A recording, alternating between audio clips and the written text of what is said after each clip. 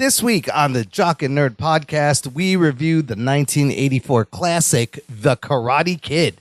Plus, Oscars results, DC Studios updates from James Gunn, Peter Safran, a huge Marvel concept art leak, and more, all in this edition of the Jock and Nerd Weekly for Monday, March 3rd, 2025. Hey, what's up? It's Taylor Gray, the voice of Ezra Bridger on Star Wars Rebels, and you're listening to the Jock and Nerd podcast. Check one. All right. This is for all you fans out there. Let's give it up. We talking, we nerding. We funny, disturbing. We talking, we nerding. We spoiler alert. Oh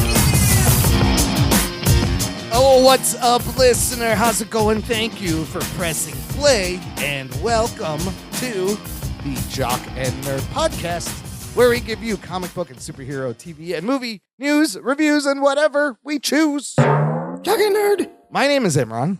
My name's Anthony. He's the Jock. And he's the nerd. And joining us is the only extra from the original Karate Kid movie that did not make it into Cobra Kai. Yes, he played the random kid in the background of Daniel's soccer tryouts.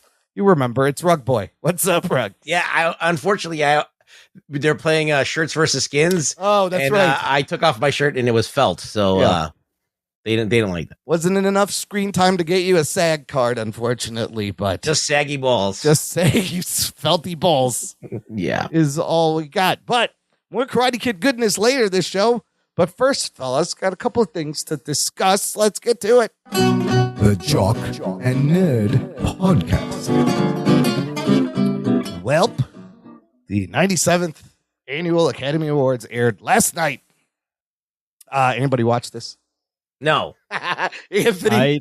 This is the journey that I've been on with the Oscars. Yeah. I watched probably 30 seconds of it. All right, that's more than I thought you were going to watch. 4 years ago, I was waking up early to watch the nominations and all into it, and I didn't watch any of it. You were watching the red carpet and shit. It was crazy. Well, look, we did two shows, kind of. I didn't watch the red carpet. You didn't watch the red carpet? No, Okay. that would never. No? That's too much. But the fashion, Anthony. You got to see what Ariana Grande was wearing. It was crazy.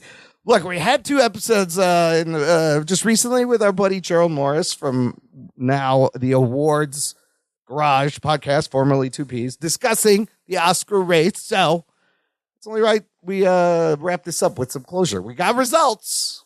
Results, we like results. By movie, the big winner this year, Anora, coming in with 6 nominations, wins 5 Oscars for original screenplay, editing, best director, best lead actress, and best picture. Taking home the big one. Okay.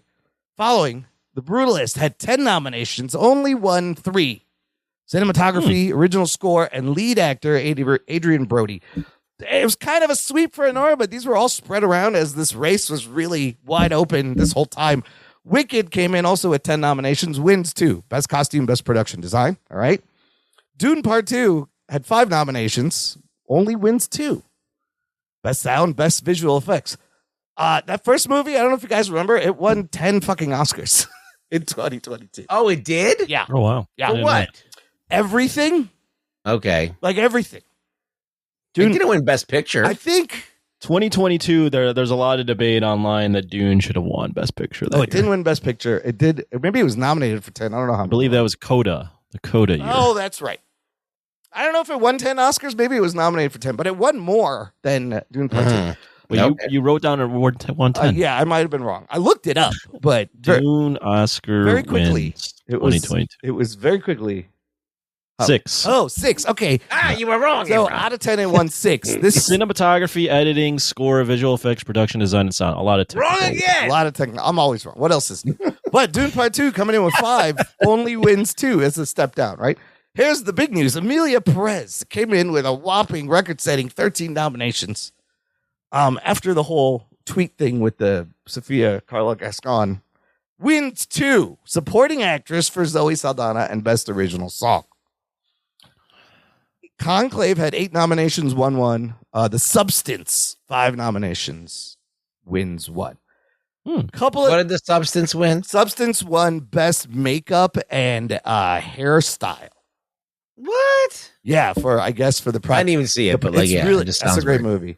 A couple of other fun things. Best supporting actor went to Kieran Culkin. Anthony Fuller. That's my boy. Fuller McAllister Fuller. won a fucking. Wets the bed. I'm asleep with Fuller. He wets the bed. He won an Oscar for A Real Pain, and now his wife owes him like He was a real pain in that movie. 2 more children apparently for winning the Oscar. His wife owes him. Yes, he was a pain. Some people consider this a little category fraud because he was really like a co-lead. Jesse Eisenberg. Same thing with Zoe Saldana winning That happens. best supporting. She was really a co-lead. Adrian Brody winning the Blue List is kind of crazy because he won for playing best actor, right? He wins for playing a Jewish artist who's an architect who survived the Holocaust. And why's he got to be a Jewish artist? Well, 22 years ago, he won for The Pianist, in which he played a Jewish artist who survived the Holocaust. But he played piano. I'm saying, if you have a movie about a Jewish artist who survived the Holocaust, Brody's your guy. He will deliver. Mikey Madison winning Best Lead Actress for Nora. Yeah, Billy Madison. Mikey Madison. I didn't know he was nominated for anything. Is 25. She beat out Demi Moore for Best Actress, and The Substance. That's literally what The Substance is about. Is Demi Moore aging out and then being replaced by a younger. And like everyone thought Demi was going to get it because it was a great performance, but they gave it to young Mikey Madison. Another great stat: Sean Baker, who directed, wrote, edited the movie Anora, breaks a record. He becomes the first person to win 4 Oscars for the same movie in the same night. Oh, shit. He tied a record Walt Disney held, but I don't know if that was for the same movie. Oh, because he did all that stuff in the movie. So he won for original screenplay, editing, director, and best picture. Wow, right? That's kind of crazy. And then completely shut out, nominated but winning nothing. The Wild Robot, A Complete Unknown. Tim Chalamet, he'll get one of these days. He ain't get nothing. Nosferatu, The Apprentice, Spider-Man, Gladiator 2 gets nothing. Sing Sing gets nothing. Well, there could only be one winner for those categories. Yeah. The best animated feature was interesting because the Flow one, which is from like a small Latvian company, and it beat out Pixar's Inside Out 2 and The Wild Robot that a lot of people thought was going to win. So Flow was that good? I don't know. I think it's on Max. I'm going to have to check it out. I remember when there was the Oscars and there was that movie, but the Irish doll, the wolves or whatever. I remember watching that. Yeah, it was all right. Come on, yeah, it was all right. That was that year. It was they were all on like Apple TV Plus. Yeah, the animated. features. I'll find it while you guys are. I think that was the year you were like into it. That was when I was into it. Yeah, that was Mental Anthony year. But it was oh no, that's not it. Best animated Soul. No, that's Soul. Wolfwalkers. Wolfwalkers. No, Wolfwalkers actually didn't win. It was Soul. Yeah, it was. That was the Irish. Yeah, Irish company. Yeah, that made. I do remember watching Wolfwalkers and being like, "This is all right." we reviewed Soul too. I think with Gerald. Soul was better. I like Soul better. So fun. Yeah, those are your results. The broadcast overall, I thought Conan O'Brien hosted, did a great job. Wait, you watched the entire thing? I watched the whole thing. Wow. Jesus Christ. Conan did a great job. He's self-deprecating. He's fun. He had some edgy jokes. Wait, they didn't have Kimmel host? No, but he did make a funny joke at Carla Sofia Gascon. He kind of did an edgy joke. And then he was like, by the way, Carla, if you tweet about this tomorrow, just remember, my name is Jimmy Kimmel. That's what he told her. He did a bit in the beginning that was based on The Substance. That was hilarious, but it kind of spoils the movie. I was surprised they let him do that. The only bit I saw online when he goes something along the line, I'm paraphrasing, he goes, and this is the part where Kendrick Lamar gets on screen and calls Drake a pedophile. Yeah, he goes, we're halfway through the show, so it's time for Kendrick Lamar to come out and call Drake a pedophile. That was fantastic. Other highlights I thought of the broadcast, Adam Sandler, there was a fun bit where he was just dressed in a hoodie and shorts. Conan called him out. And then Conan sings this whole song. He goes, I'm not going to waste your time. We're going to keep it tight. And then he sings a whole song about wasting time, which was hilarious because he was wasting time. And Deadpool shows up and there's a sandworm playing the piano. They managed to shoehorn Deadpool in there. And then there was a weird musical James Bond tribute. That's the other thing I heard about where my odd. friends messaged and went, why is this happening? Yeah, it didn't make any sense. They planned this a long time ago, but if you haven't been reading the news, Amazon MGM just finally got all the rights from the Broccoli people for James Bond. They bought it. They're going to exploit the shit out of it. And they had like Doja Cat and Lisa and people I did not know who they were singing James Bond song. And it was very strange. I was like, oh, Margaret Qualley is dancing. It was very weird. It was very weird. Oh, okay. I gotta watch that. Yeah, it was strange. But, Conan overall winner for hosting. You know who was the big loser? Was Hulu. Because this was the first time they were streaming the Oscars live on Hulu. And in the beginning, I saw a lot of people on Twitter. The red carpet stream was fine. As soon as the show started, it kicked them off. They couldn't log back in for like an hour. People couldn't watch it. And then Hulu said they fixed it. And then what happens is the stream, Oscars always run long, right? The stream ended before the final two big awards were given out. Oh, shit. The last two awards were Best Actress and Best Picture, and the stream just ended because somebody scheduled it and didn't think it's the fucking Oscars, that it's going to go long. And like they just set it on. Nobody was there monitoring it manually, I guess. It was just set to end at a certain time. Well, they fucked around and they found out. Yeah. So only if you had Hulu plus live TV could you see it. But if you were just... You can watch it on regular rabbit ears, though. Yes, it was on ABC as well. So I don't know. All these things going to streaming, they really haven't had a clean... I think Tubi just did the Super Bowl, and I don't think they had any issues. And that's a free service. And this is ABC and Hulu. I thought about watching the Oscars, but then Watchmen Part 2 came out, and I watched that. Yeah, that's on Max. I got to watch that. So, so that's your big results of the Oscars. Any other comments, questions, fellas? No, I'm a little shocked that Demi Moore didn't get it. Yeah, that's the big snub. It's kind of the big snub of the night. But whatever. Yeah, the Oscars always, I think a lot of these, especially when it comes to Best Picture and maybe the other awards, especially Best Picture, you don't really know. You have to let time pass to see how these are looked back upon as far as if it was deserving or not. Yeah. Sometimes you know right away. Like for example, when Crash won or Green Book, I know right away people were like, "That's fucking bullshit." But then other movies age, and I mean, Gone with the Wind didn't win Oscar. Oh, that's a good point. There's lots of movies that were the best of that year, but didn't win. So we'll see what happens. I don't know. Anthony, you want to tell the listener your plan for next week now? Sure.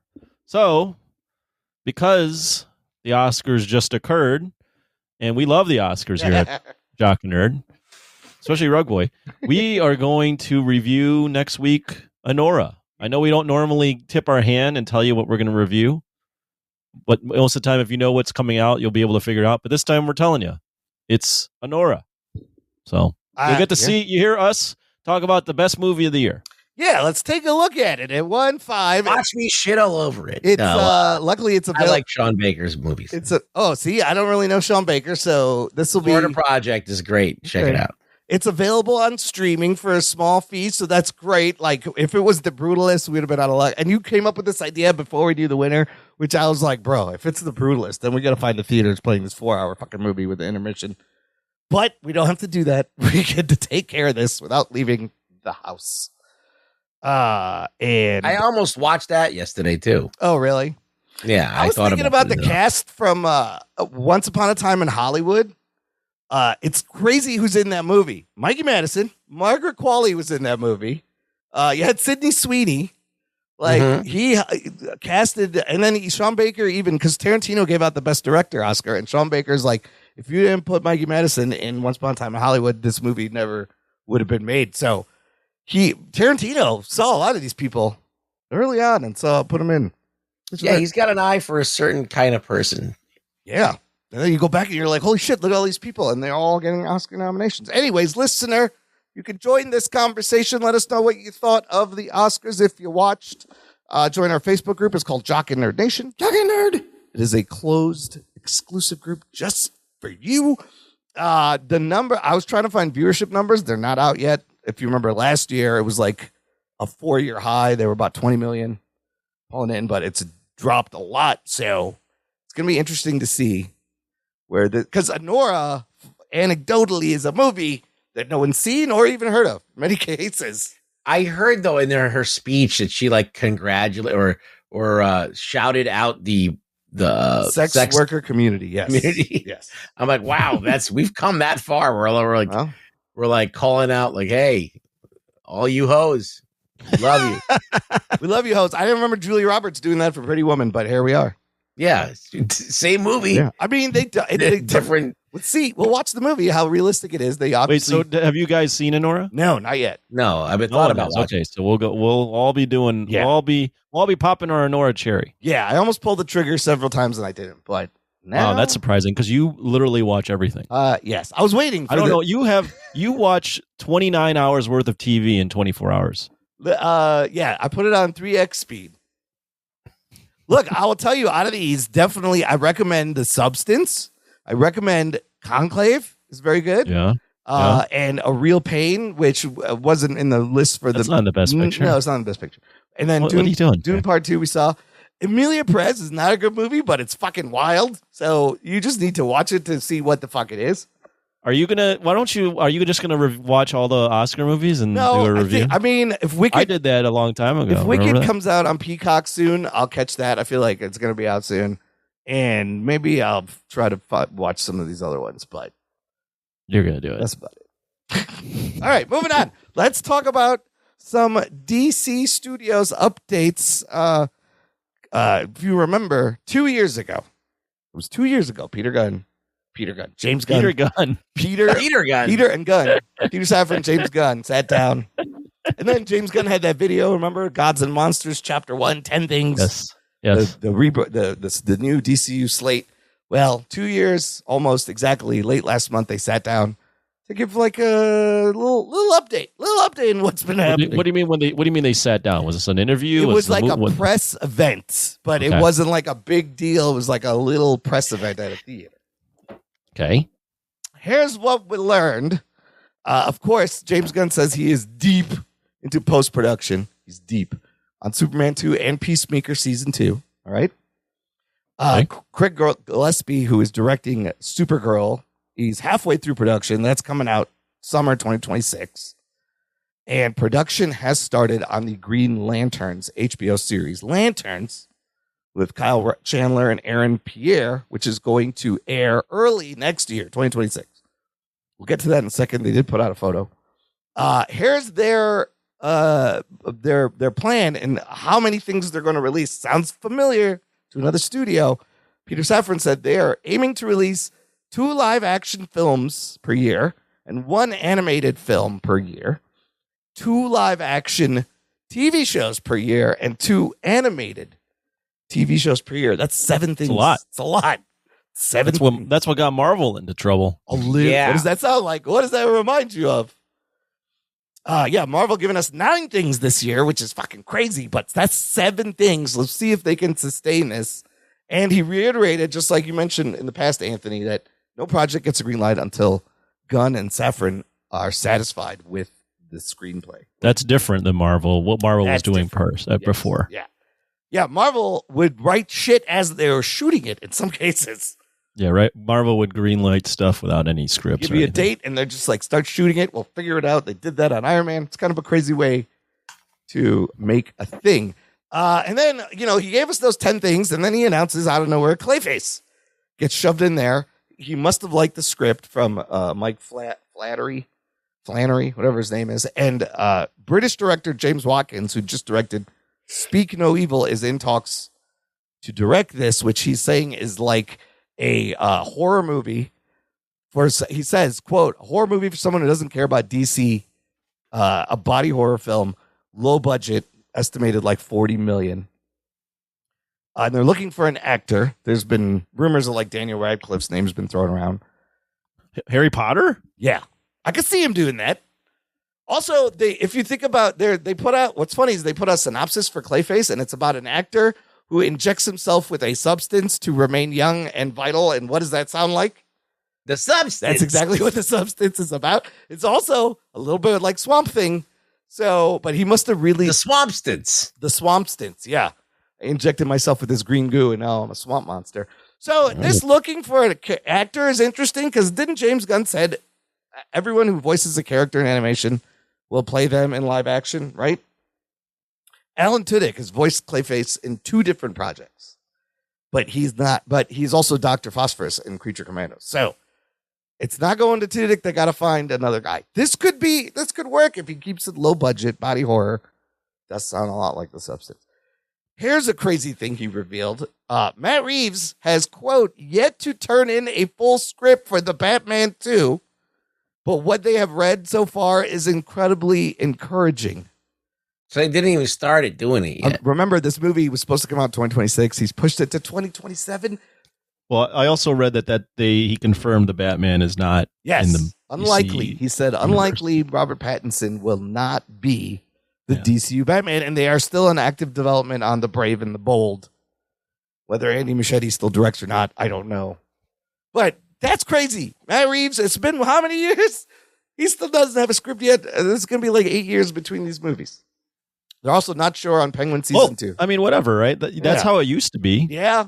They would wait and wait. They would until they got a good script or until they had something figured out. And then we just got used to every 2 to 3 years they would release their sequel. Marvel Studios spoiled us. Nolan made movies in between all the Batman movies. Remember that? Yeah. It'd be like, one for you, one for me. I'm going to do one for you, and I'll get to do whatever I want. It just seems very inconsistent. Yeah, but this is still a long time. You'd think he'd have an idea by that and a fucking script by now, Matt Reeves. Been done with that movie for a long time. Penguin season 2, they're like, it's up to Colin Farrell. They're not sure because it's a big ask with all that fucking makeup and shit. And then this whole thing was kind of like lackluster and lacked a sense of urgency, apparently. They're still working on the animated feature film Dynamic Duo about Dick Grayson, Jason Todd. They are in active development on an animated Blue Beetle series that would pick up from the movie. And then they've greenlit 3 younger skewing animated TV shows. One is called My Adventures with Green Lantern. They already have a My Adventures with Superman. My Adventures with Green Lantern is going to be about high school student Jessica Cruz getting the ring and the powers. There's a show called DC Superpowers that takes place at the Alliance School for Heroes and focuses on new students, Lightning, Flash, Plastic Man, Aquagirl, Green Lantern. So it's like high school. And then there's a Starfire show, which will be an origin for the Teen Titans character Starfire. As far as the stuff they already announced, they're still in development on that Wonder Woman show Paradise Lost. They're still moving forward on the comedy series Booster Gold. Swamp Thing is stuck in limbo. They're waiting on director James Mangold. And then that Waller and The Authority both had issues with scripts. They are on the back burner for now. So, well, yeah. So just reading all this, you mentioned no sense of urgency. So the pro to what they're doing, it would seem, right? We don't know until we see the results of everything. What have we seen so far? We've seen Creature Commandos and kind of, sort of, Peacemaker was in it, and the Suicide Squad, but first part, Creature Commandos. So we don't know the results yet, but it sounds like they're obviously taking their time. They want to release good shit. Yeah. That's good. Yeah. Here's the only other thing, though. Here's the proto to what Marvel did, is by putting these movies out into the ether and saying, hey, these are coming out on this date. It did light a fire on their ass to stay on schedule. Yeah. Whereas this stuff, it seems like all over the place. Everything's just all over the place. A little bit. So if you want consistency, although they're going to try to do 7 things, I don't know that you're getting consistency in terms of stuff coming out all the time. Yeah, we're like 2 years in, and not one thing. Yeah, one thing that we know is coming out. One trailer, other than some cartoons, right? And the cartoons are fine. I think I'm pretty excited about the cartoons, but I mean, here Batman 2 isn't even finished being written, and yeah, that's crazy. And he seems to be like all in on this Clayface thing. Like, yeah, dude, like, why are you putting any attention on that right now? So that's not like, you're trying to build a fucking universe. Yeah, why are you wasting time with this? These are weird things to start with. is another thing that strikes me. Like we're gonna get Superman, we're gonna Like, get how Supergirl. long is it going to be, do you think, till this culminates into whatever it's supposed to be? I don't know. And the fucking I mean, Well, that's the only thing too, is when you take your time like this. Again, I don't begrudge him for taking his time, because Marvel made the mistake of rushing things lately. But yeah, to Rug Boy's point, I mean, these are actually real actors. Like, they're not going to be. Yeah. Can you make them wait 7, 8, 9 years to do shit? Yeah, he said as far as the Batman for DC Studios, he's like he could show up in something else. But like, if you introduce a Batman in a Clayface movie out of nowhere, that's weird. Let me ask you about this. Hey, hearing all this, they also at the end of the article about the thing, the two mentioned that they want cohesion and unity in their projects, but they also want their projects to be standalone that you can watch and don't have to do homework. How do you do both of those things at the same time? It's impossible. Yeah, I didn't understand that. Like, there is a way to do it, but you still have to be. It has to be interconnected. Like, there has to be. To stand on their own doesn't mean you can just do whatever the fuck you want in that movie without regard to the other ones. Right. You just can't have it be dependent on knowledge of the universe. You know, you can't have story points carrying over. You can have like in a Batman movie, like a news broadcast about Superman that he's in the world. Right. But that doesn't matter you know what I mean? Yeah.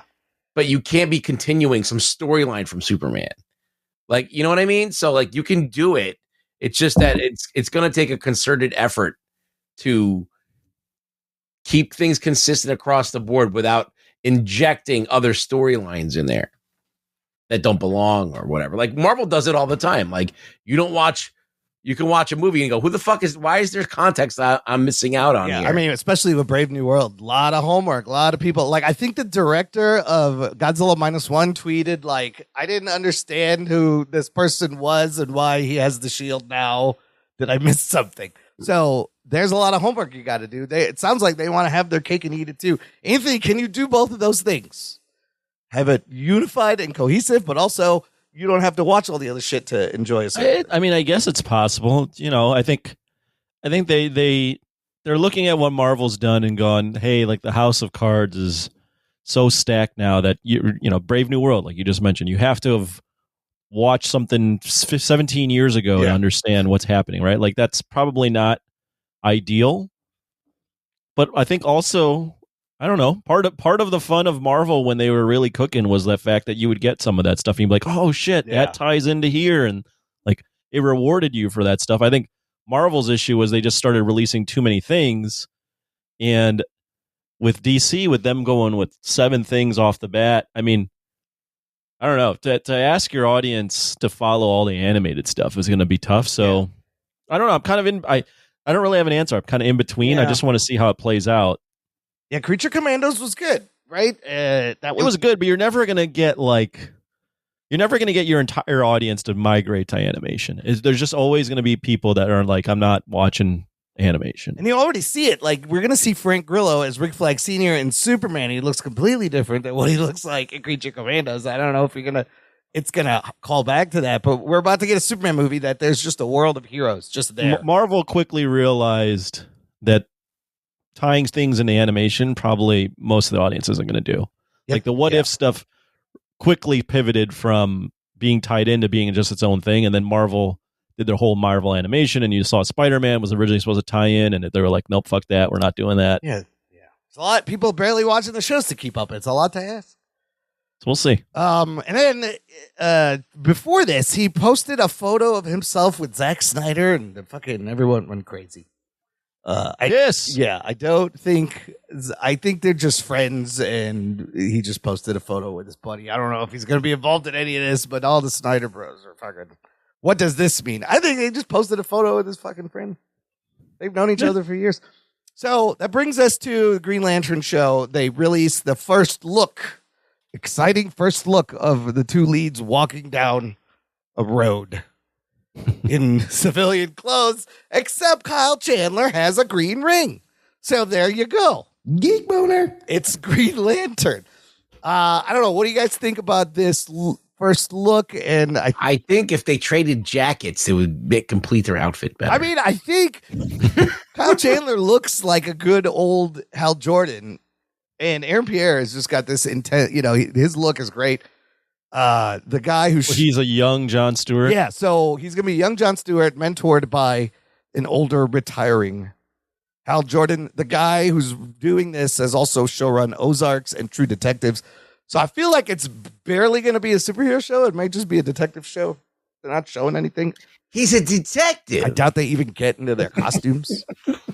We'll see. Yeah, the budget would have to be pretty big for them to be flying around. I mean, it's HBO. It is HBO. Yeah, HBO. I'll definitely give it a shot. I've always really liked Green Lantern. Hal Stewart, Green Lantern, or Hal Jordan, excuse me, Hal Stewart. Yeah. Hal Jordan, Green Lantern is my favorite Green Lantern.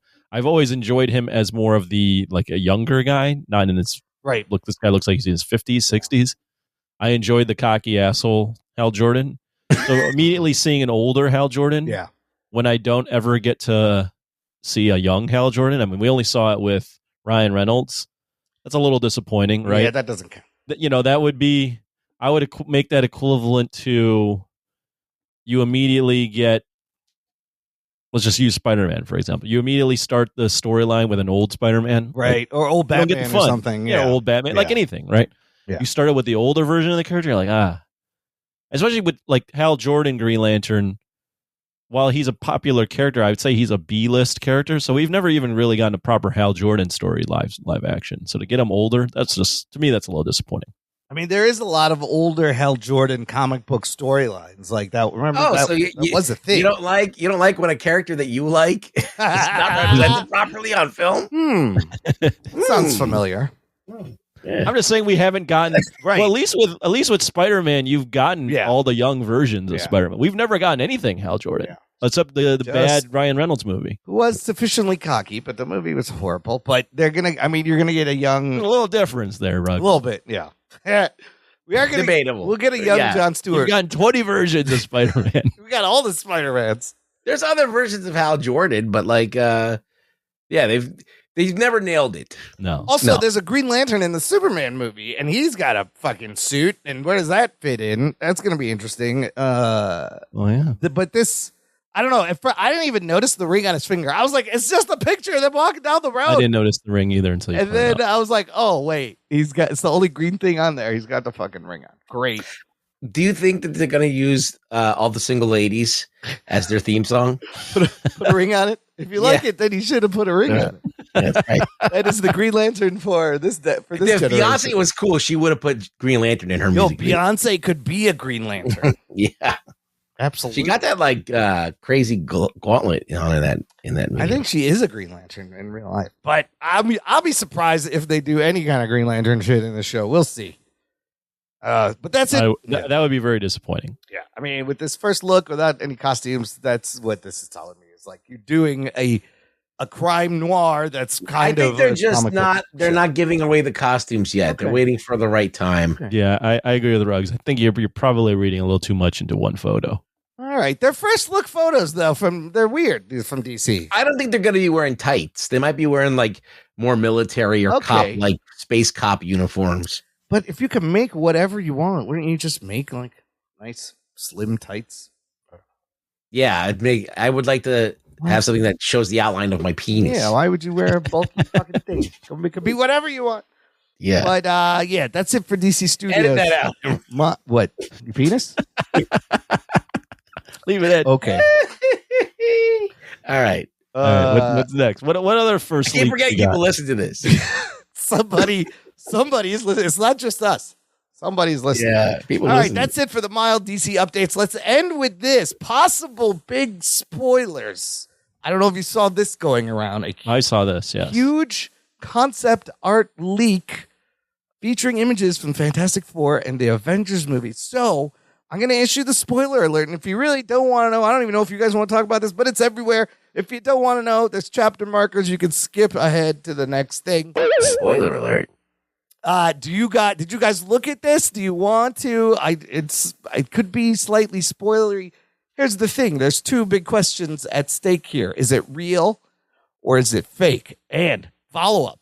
If it's real, Was it accidental or was it intentional? Here's my take. The artwork reported comes from this artist named Mushk Rizvi. And you going to recap the artwork? You can, I will in a second, but Okay. you can look her up. And everywhere you look her up, it says concept artist works for Marvel Studios and Capcom. So I think this is real. We'll just put that out there.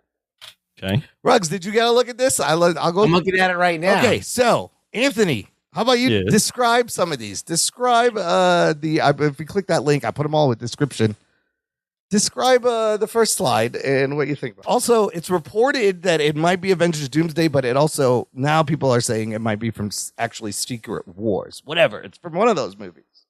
Yep. Yeah. So I saw this over the weekend. There's a bunch of really interesting photos. A lot of them are set in this medieval time, but we'll go one by one. So what the first one on this page that Imran is beautifully made for me is a picture of God Emperor Doom, and to his right is Stephen Strange, who I believe is Sheriff Strange from Secret Wars. It's all from Hickman's Secret Wars. Correct. And then you have Sue and Franklin Richards to his left, young Franklin Richards, and it looks like Yelena is there as well as a Black Widow. She's so got like looks like there's some. They looks like they're holding court.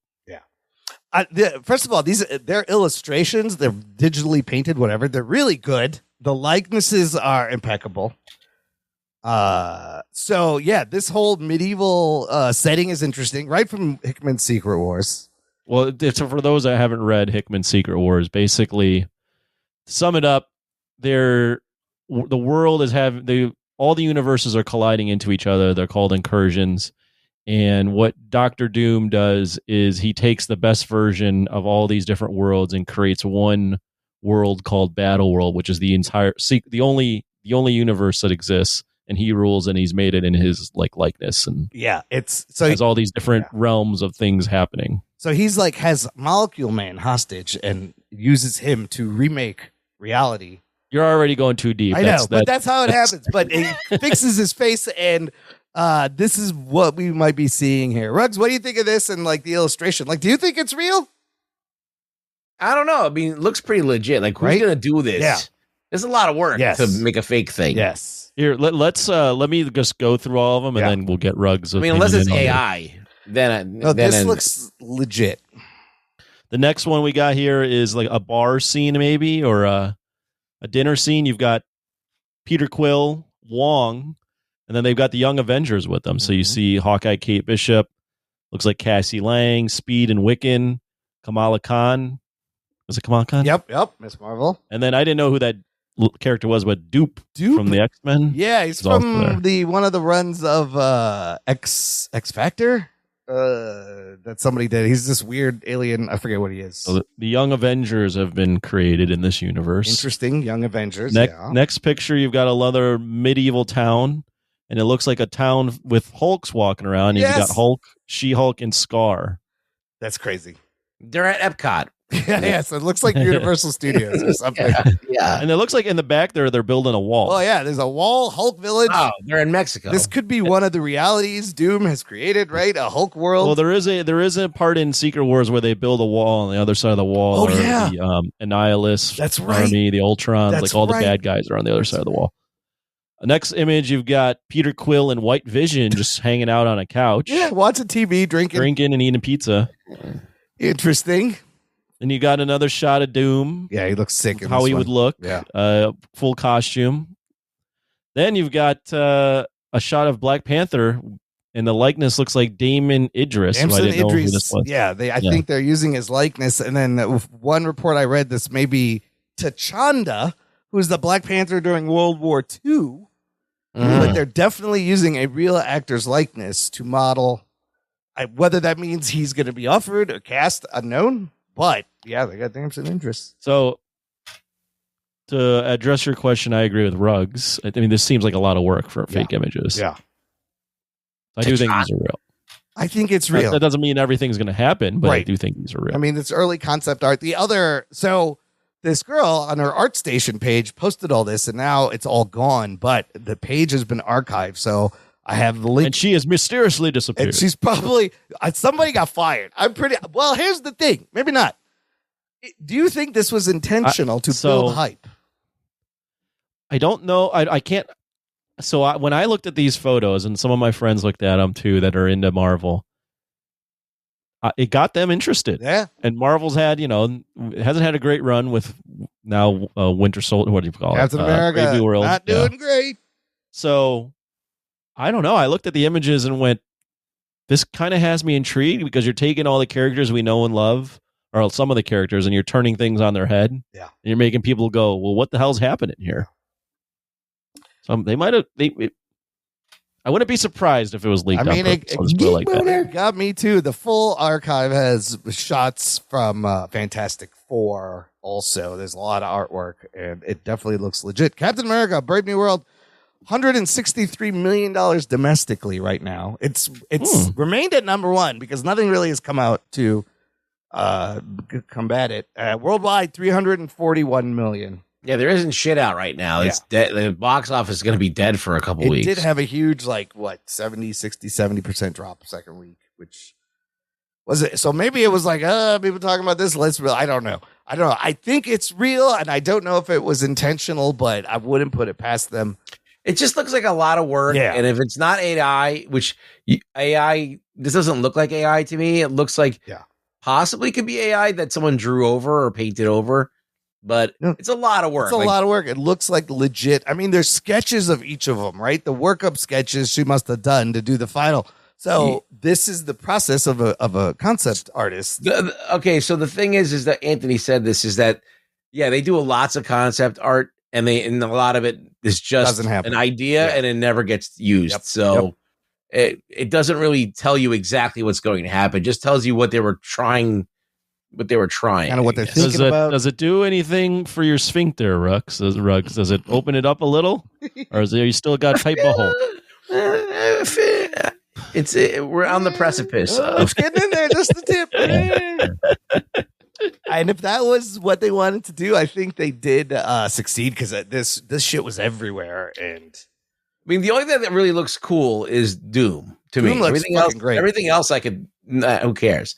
But Doom looking good, and I like that Jocasta at the end. That was pretty cool. Oh yeah, so that is a design possibly of the female android Vision will make in his show Vision Quest as a wife. Maybe it looks like a female Ultron, right? So what happens? He makes Jocasta, and they hook up, or she rejects him. I mean, he's gonna build a partner, so maybe she does reject him, and he gets mad, but. It's like Frankenstein tried to make a bride, and she was like, "No, I ain't want you." You bang the bride of Frankenstein in front of him. So you cuck Frankenstein. So maybe they bang and they have kids, but that's one of the storylines that's supposed to be in Vision Quest. It was good to see White Vision back because I was like, "Where the fuck is he?" But yeah, Doom looks sick. Young Avengers kind of exciting. The Hulk village is weird. This is where they're going. We'll see. They may, and then I also heard Snyder on the Hot Mic podcast said they might push back these Avengers movies again. They're still working on it. Yeah. So, well, yeah, I mean, it's got to come out next year if they. Yeah. Robert Downey Jr. is going to be retired. Yeah, he's going to be old. But that's your news for this week. We're going to take a break here, fellas. We're going to play some promos. We're going to play some promos? We'll play some promos. Okay. We're going to go back and enjoy the beginning of the greatest karate saga of all time. Right after this. After these messages, we'll be right back. Transmission commencing. This is Wookiee Radio. Translated for the Wookiee impaired. I like that Wookiee. Your hosts, Ken, Derek, and Mike, bring you the latest news and commentary from the far reaches of the galaxy. Hold it. Hold it. I said hold it. Subscribe today on iTunes and Stitcher. I just assumed he's a Wookiee. Start listening today, and remember, The Force will be with you, always. Have you ever been reading through a stack of comics and thought, maybe I should see what this Arkham Asylum game is all about? Or been playing Marvel vs. Capcom and felt like you were at a real disadvantage since you didn't know who half the characters were? Well, Play Comics is the show for you. I'm Chris, and each episode we take a look at video games based on comic properties and how well they stick to that source material. So whether you know the comics and want to know how all these games work, or you know the games and want to find out where all this craziness came from, go check out Play Comics at playcomics.com or wherever you find your favorite podcasts. Jock and Nerd. Listener, if you enjoy this show, this is a perfect time to join our Patreon fan club. Visit jockandnerd.com/Patreon. Jock and Nerd. And you can give back on a monthly or annual basis. We appreciate all the continued support we have gotten over the years, but you get stuff like access to an exclusive podcast feed where the shows come out early. There's instant reactions and bonus content. Ruggs put out a movie review this week. We will talk about that later. You can also join us on our monthly Discord hangout where we all get to just geek out about whatever we're watching, what's fun. This month, it will be Thursday, March 20th. You can join us as we celebrate our 10-year birthday anniversary. Oh, my God. Something, yes, we're turning 11. We're completing 10 years of podcasting. That's in April, isn't it? No, it's in March. March 23rd, 2015, I believe, was the first show ever aired of the Jock and Nerd podcast. We're getting there. I'll have noisemakers and a hat and a cake. You won't be able to have any because it's Discord, but I'll have them there. I had no idea you even had a podcast 10 years ago. Yeah. This is before Ruggs. Lots of other fun stuff over on our Patreon, jockandnerd.com/Patreon. Sign up today. All right, let's get into this week's review. We are going to be taking a look at the OG, the original, The Karate Kid from 1984. Here's your spoiler alerts for a 40-year-old movie. Strap yourselves in, you fucks. Spoiler time. And Anthony, this was also your suggestion. I thought it was a great suggestion. Yeah, that's correct. This was mine because, as you may have noticed lately, when we review classic things, in this case, we did Cobra Kai last week, and what it's derivative of, or what it's a sequel of, we usually go back and review the classic. We did this with Beetlejuice and other things that I'm... Yep, there you go. Things I'm forgetting. Yeah. So we're doing this with the Karate Kid. Oh my God, so perfect because I fucking love Cobra Kai. We talked about it last week, so to go back to the original was going back to the source and not the magazine, which is out of print, out of running, out of print. They don't make magazines anymore. What are you talking about? It's a magazine. It's where they print the internet on paper, glue it together. You can watch this on Netflix. The first three, I think all of them are on Netflix currently. Movie originally released June 22nd, 1984. Summer of 84. What a year. Like you said, Anthony, this movie launches the franchise that consists of 5 movies with a 6th coming out this year in May. I had 1 season of an animated Saturday morning show in 1989. I remember watching that. And then, of course, the Cobra Kai series. There's also 2 video games that came out in the 80s. I think there's a Cobra Kai video game as well. Came out more recently. On the Rotten Tomatoes, 89% tomato meter for the Karate Kid. 83% popcorn meter audience rating. This movie was made for just $8 million and finishes a box office run of $130 million. Not bad at all. The number 5th highest grossing movie in 1984. Anthony, what are some of those movies we had in 1984? I got 4. Oh, you got it at 4? Okay. Yeah, what for the calendar grosses. All right, what else we got? Regardless of when it was released, how much did it make in its run as long as it was released in 84?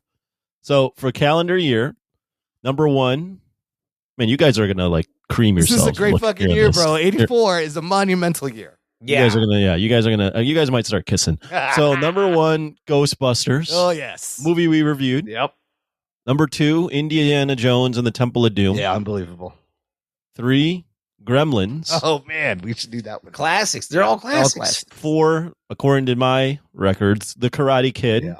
Mm-hmm. 5, Police Academy. Nice. 6, I haven't seen that in a while. Yeah. Go ahead. Footloose. Oh, Punch 7, Dance. I don't know if we reviewed this or not. Beverly Hills Cop. I don't know if we have. No, we did the new one, but that's a big one. Number 8, Star Trek 3, Search for Spock. Fantastic. Another classic. 9, Terms of Endearment. Okay. And then 10, Romancing the Stone. That's a great movie, too. Other notables from this year. You got Purple Rain. Oh. The Natural. Revenge of the Nerds. Oh. Red Dawn. And Down. Yeah. Yes. Number 21 that year, The Terminator. Oh, shit. You've got Friday the 13th. Whoa. Bro. Final chapter. Conan the Destroyer. Wow. Also, have got a movie we reviewed, The Last Starfighter on here. You've got Scarface on here. 1984. 16 Candles. Jeez, all these movies came out the same year. It's amazing. 84. It's amazing. And what fucking year? For you Oscar buffs, the Dune movie came out this year. Oh, the wow. David Lynch one. Rest in peace. Yes. Never Ending Story also this year. Splash also came out that year. I think he didn't. Wow, mention. like all bangers, all classics. Can I just mention Police Academy, which I think is like a PG movie, has a running blowjob joke throughout it, and I was like 8 years old. Yeah, the guy's at the podium and someone's sucking his dick. And then it happens again, and I was like 8 years old watching this, and this is just what you did back in the day. Yeah, you don't know that she's taking. You don't know what she's doing with his dick. You just know that something's happening. Maybe it was rated R, and I shouldn't have been watching it. Maybe no. Supergirl also this year. Oh, that's here. No, Police Academy was rated R, and clearly I shouldn't have been watching it. So something went wrong, and I watched this. Anyways, yes, fucking fantastic year. We could do a whole tournament in 1984 if we wanted to. This movie written by Robert Mark Kamen. This is his idea. He goes on to write The Fifth Element. What was there was a movie in 1984, right? Oh, yes. Yes, based on the book. Yeah. 84. Interesting, crazy year. It's a great year. Yeah. Was it? How old were you in 84? I was 8 years old when this movie came out. And didn't the first Macintosh came out in 1984? I think around then, like the Lisa model, it started coming out. But yeah, I definitely saw Karate Kid when I was like 8 or 9. Okay. Right away. So anyways, Robert Mark Kamen writes this. He goes on to write Fifth Element, Karate Kid 3, Taken, Transporter, directed by John G. Avildsen. Who did he do? He directed Karate Kid 2 and 3, but before this, he directed Rocky. And then he comes back. Rocky. He does Rocky 5. So a lot of this makes sense watching this movie. Music by the great Bill Conti, who also did the music for Rocky, and starring, of course, this movie, a fresh-faced Ralph Macchio. He's 22 years old. Playing a 15 turning 16-year-old. Yeah, playing like a high school and looks the part. I know. He looks like he's fucking 12. He's the oldest guy amongst everyone on that set. William Zabka playing Johnny Lawrence was 18, I think, when they shot this. Yeah. Elizabeth Shue playing Allie was also a teenager. And then you have Noriyuki Pat Morita, the great Pat Morita. Fun fact about Ralph Macchio. Yeah. He is older than the dude that plays Terry Silver. Oh, shit, he's older than Terry Silver. You would never know. What the genes on this man. Yeah, crazy. I mean, in Karate Kid Legends, he looks even younger than he does in Cobra Kai. I don't know how that's Yeah, they just have really good makeup and like CG. Good lighting. Young Martin Krove as John Kreese. Pat Morita, by the way, just finishing his run as Arnold on Happy Days. And can speak perfect English. You wouldn't know that from watching this. It's amazing. And then you got a couple of the Cobra Kai guys that you actually see in the Cobra Kai TV show. Rob Garrison is Tommy. Ron Thomas is Bobby Brown. You see him in some of those early seasons. You have two kids of famous actors in this. Chad McQueen playing Dutch, who's Steve McQueen's kid, and Frank Burt Avalon playing Chucky, who's Frankie Avalon's offspring. Pat Morita, back to Pat Morita. He does get an Oscar nomination for this movie, Best Supporting Actor. And the movie also largely credited for popularizing karate again in the States. But Anthony, that's me. This rated PG movie, 2 hours, 7 minutes. I feel like everybody has watched this, but what happens in the There are people. I've talked to a few people that have not seen this. Whoa. What is the Karate Kid about? This is about a teenage boy named Danny LaRusso that has a mom. He's a product of a single mom, and they move from Jersey to the Valley in Cali because she has a new job, and he has no friends, and he's going to high school, and a girl catches his eye, but the girl that catches his eye also has ties to a karate gang that is bullying him, and he needs to find his way in a new place with a girl that he likes and no father figure and a bunch of bullies. And he stumbles upon a old Japanese man that teaches him karate and uses karate to teach him about life and build a relationship with him that will lead to a tournament at the end. Did you watch this again recently? I watched it again. I've seen this movie tons of times, but I did rewatch it for this podcast. When was the first time you saw it? Do you remember the feeling you had? Man, I when I was a kid, I don't remember when, but as a kid, I thought it was a fun movie. I didn't really connect with it though until I became a teenager. Okay. Yeah. As a kid, I still liked it. Don't get me wrong, but I think you connect more if you're able to watch this as a teenager. I think it really hits you. I mean, it's absolutely one of those movies you watch as like a young teen, preteen that just hits you the right way. But then watching it again now, did it still hold up for you? For me? Yeah. Oh yeah. This is Karate Kid's one of my all-time favorite movies. I own the 4 DVD set. I don't ever watch the fourth one nor much of the third one.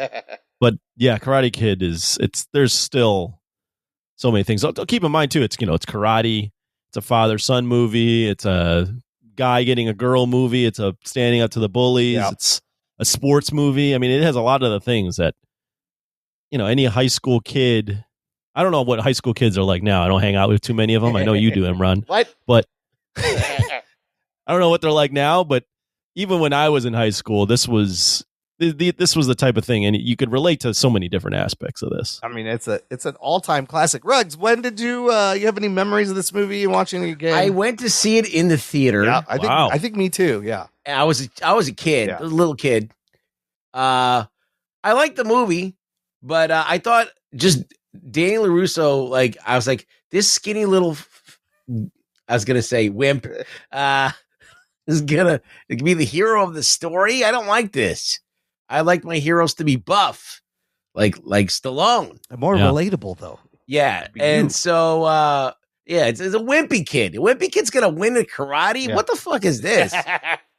So I kind of I liked the movie, but I didn't really get it. But then I watched it when I was a little bit older, and then I don't know what happened. I just, after watching it a few times, it just became part of my DNA, and I just started to actually, I don't know, read into it, I guess, and get more out of the movie maybe than it even is trying to get across. Because I don't know, I just feel like the idea of this kind of like larger than life person being in your life, and you but he's so mundane. Yeah, he's like this just regular guy, but he had so much to offer. Yeah. And sometimes you look at your dad, you don't realize he's that same guy. He has done stuff. You just don't know. Like your dad has lived the whole life. Yeah. You just don't know about it. You don't care to ask about it. You don't care to look behind the curtain and stuff. So it made me start to think about other things. So this movie is still holds up. Watched it. I didn't have to watch it. I know it by heart. Yeah. I wanted to watch it again. Yeah. I put it on and I was not disappointed. I didn't get tired. Didn't really look at my phone or anything. I was in it. As as soon as the music comes on and the whole thing, you're good. Yeah, man, this movie, watching it again, still fucking great, still holds up. But when I was a kid, this is the movie that made me sign up for Taekwondo. Because what you just said is what hit me, is that this wimpy kid is being bullied. What is the answer? Learn karate. That's what I got out of it. I was 8 years old. And just like any 8-year-old with short attention span, I did fucking Taekwondo for maybe 6 months, and I'm like, this sucks. I quit. I'm not punching anyone. And I did that with a bunch of things, but I was 8 years old. That's how it went down. But forever, it was my introduction to karate and martial arts and the quotable lines that everybody was doing. And watching it again, it's amazing how it really takes its time setting up the characters and Miyagi and the training very slowly and judiciously. But every little piece is like another piece of character. Because it like a lot of it is him just adjusting to his new place in Los Angeles or in California. And I still remember as a kid, the moment, we're going to some of your favorite moments, the moment when he makes all the menial labor come together, and it blew my little mind. Like, holy shit, He just taught him karate, and he didn't even know he was learning it. Show me, wax the floor. Stand on the love floor. that. So good. I love that, and they did it in so many different ways. Like not just in the I'm going to make you do house chores and learn karate. They take some fishing and makes him stand on the fishing boat. On the boat. Makes him go out into the ocean and kick the ocean. Yep. And do all these different things like that are unconventional. And it's interesting because it puts Miyagi, like Mr. Miyagi, in like an otherworldly, almost like, like not say Jesus, but he has powers. He can heal people with his hands. Yeah.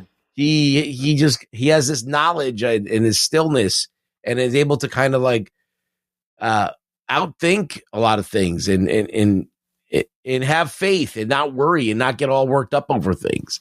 So it's really cool, like that. There's this kind of magic in there. Anthony, what does Miyagi mean to you? Arguably the best. Like, he carries the movie, and he's got the best lines in the movie. Oh, Miyagi's awesome. Well, rewatching this movie now, even back in the day, I was like, oh, Mr. Miyagi, he's cool. Yeah. Like, there is something about like this old Japanese guy that could kick everyone's ass. I thought, like, he looks kind of lame, but he's cool for some reason. And watching this as an adult, I really, connect with all aspects of the film, but I really appreciate Miyagi. Like, every time they mention Miyagi and Cobra Kai, like, damn, that guy's dead. Yeah. And, like, the actor's dead. Yeah. And then rewatching the film recently, you forget, he has a lot of good lines. Yeah. Obviously, like the wax on, wax whole off. Wax on, wax off was a that whole thing, which is phenomenon. genius, right? Yeah. He's teaching him karate without anyone knowing that he's teaching him karate. Yeah. But like some of the other stuff too, like the stuff that doesn't really get as much public, isn't as remembered. But rewatching the scene where he's all drunk, and then you find out amazing scene. Yeah, and you find out that his mom, or his wife and child died in an internment camp while he was in the military. Like, that's really hits. Yeah.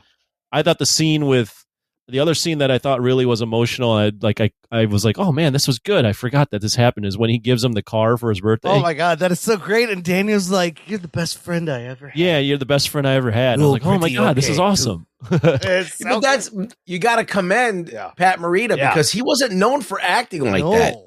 Right. He was known for being on Happy Days and being in a sitcom. They almost didn't cast him because they thought he would be too comedic, and he comes in with a beard and that accent and just sells it. And he's so perfect. But there is some funny stuff too, like when he asks John or Daniel to hit him the first time. Yeah. And he hits him and he goes, "What's wrong with you? What's wrong with you? What's the matter? You hit something like a girl? What are you, or some kind of girl?" He goes, "Are you some kind of girl?" My favorite is in the beginning when he asks to fix the faucet. And he's like, "I'll fix after." He goes, "After when?" He goes, "After." And then the other one, Daniel goes, "Do you have a belt?" He goes, "Yes, canvas, JCPenney, $3.98." So fucking funny. My favorite one is when he does the karate chops to the top of the bottles. Oh yes, I know you can do it. He goes, "Me neither." he's like, "Don't know, first time." I love it. He doesn't know anything. Oh, when he gives him the keys of the car, he's like, "I don't have a driver's license." He's like, "Me neither." Me neither.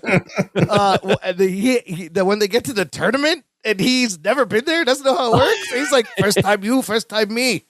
It's so funny. He steals the black belt and gives it to him. I love it. He steals the black belt.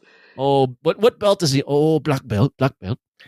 It's another great, like, no talking, just body language acting is when he's sanding the floor and he comes out in his bare feet and he like feels the he feels his like his progress. Yeah. He's got the toothpick in his mouth and he's got the wife beater on. Oh my God. He just looks like someone's grandfather. Like oh, for sure. The verisimilitude where you feel like you're with him. Yeah. You feel like this is how anyone's grandfather back in the day was sitting around in a wife beater. That's perfect. Sorry, a tank top. Excuse me. Yeah, they were sitting around like back then. You was just outside, probably like sweaty. Pits were kind of smelly. Yeah. You could smell that fucking scene. Like, I could smell him. I mean, even in the beginning when he's teaching him about the bonsai tree, he's giving him lessons right away. And like when he gives him the trees, it's so nice. I just remember that scene where you see his silhouette climb over the fucking fence and then he just kicks their ass and you're like, this dude is fucking badass.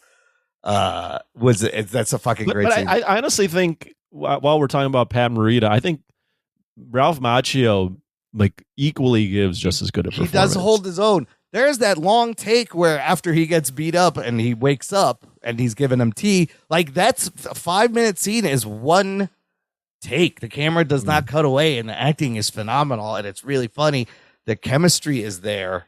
And it's weird that this 17-year-old, this 15-year-old will hang out with this old Japanese man, but it works. Well, he's looking for a father. Yeah. Right. Oh, yeah. Yeah. And, yeah. Go ahead, Ruggs. Yeah, I mean, you have to put yourself in his shoes. Like he's got nobody, and this one person is talking to him. Yeah.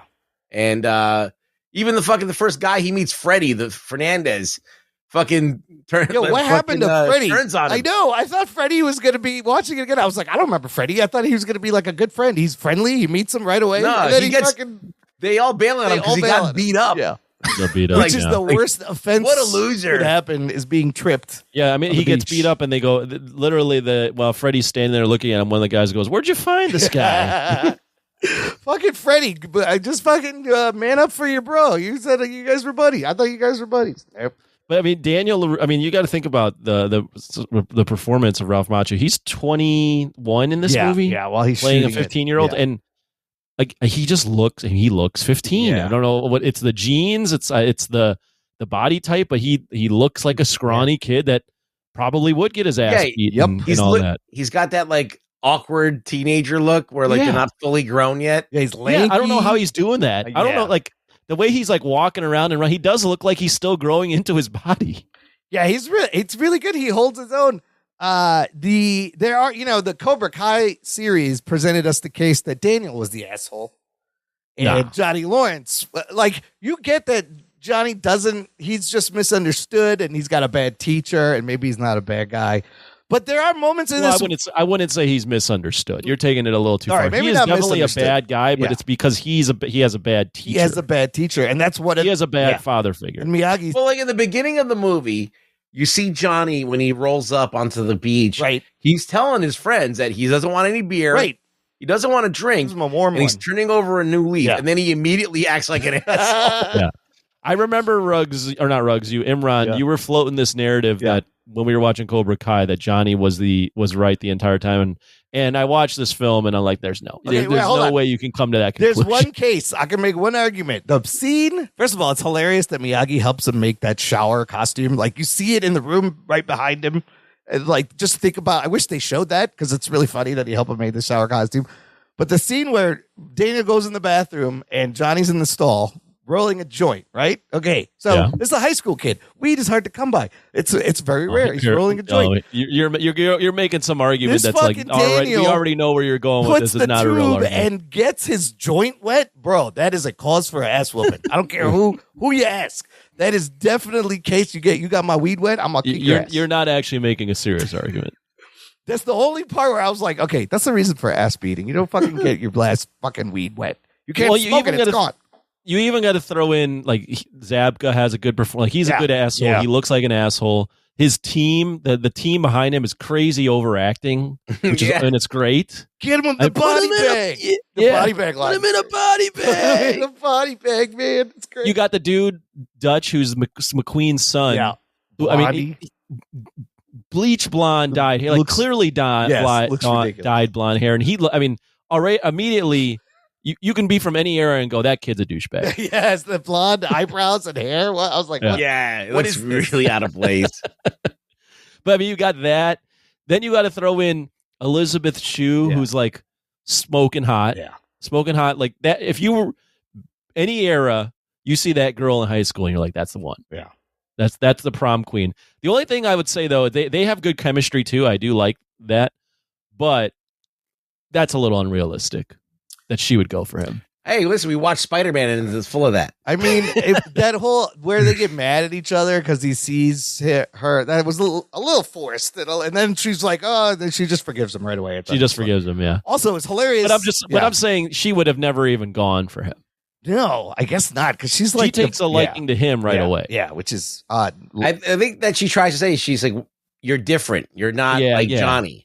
Yeah, and I guess like, she's been tired with of Johnny assholes. and he's an asshole. You know, like these blonde assholes in fucking California. Imagine that's dating fair. Johnny. Like all you're talking about is karate 24/7. That's why she knows how all the rules of the game and everything. That because she knew the rules of the tournament. And I was like, how the fuck does she know? True. Because remember, Johnny is a 2-time champ already. Shit. Oh, that explains that. So he's been doing this shit since he was like 15 years old and winning. So you know she knows all about Cobra Kai. That's right. That's how Miyagi and him learned. Okay. That's a good explanation. Because I was like, there's another thing upon rewatch now that I noticed, especially with Cobra Kai, is throughout the movie you start to realize that Kreese is this like really big asshole. Yeah. And then you can see during the tournament the team starts to look at Kreese like maybe this guy is fucked up. Like you can see them turning on him slowly throughout the entire tournament, where it's like, oh, it's Kreese that's actually brainwashed these kids, and then these kids are realizing when he wants to take out Johnny take out Danny by breaking his leg, that they're like, wait a minute, that's a step too far. What are you doing here? Yeah, but they follow him anyways. But they both that subtlety I didn't notice. I don't remember as much. I always thought that the kids were just on board with everything, and you realize they're not actually on board. Yeah, his one friend was always like, you're even when they're beating him up in the skeleton costumes. He'd be like, yeah, that's enough. Yeah, he was even in the first time when he was fighting him on the beach. I think he was saying stuff too. So I think his character was always like hesitant to do stuff. What's his name? Bobby Brown. Bobby Brown. Yeah. Well, he becomes the priest in Cobra Kai. Yeah. Oh, that guy's the priest, and Tommy shows up, and I think he's not around anymore. Like, Tommy passed away. He had cancer during the Cobra Kai series.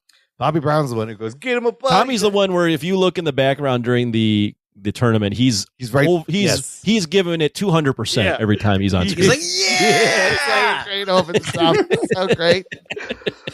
And then you have like the whole class thing, like Daniel being embarrassed in front of Allie's family. Allie with an eye.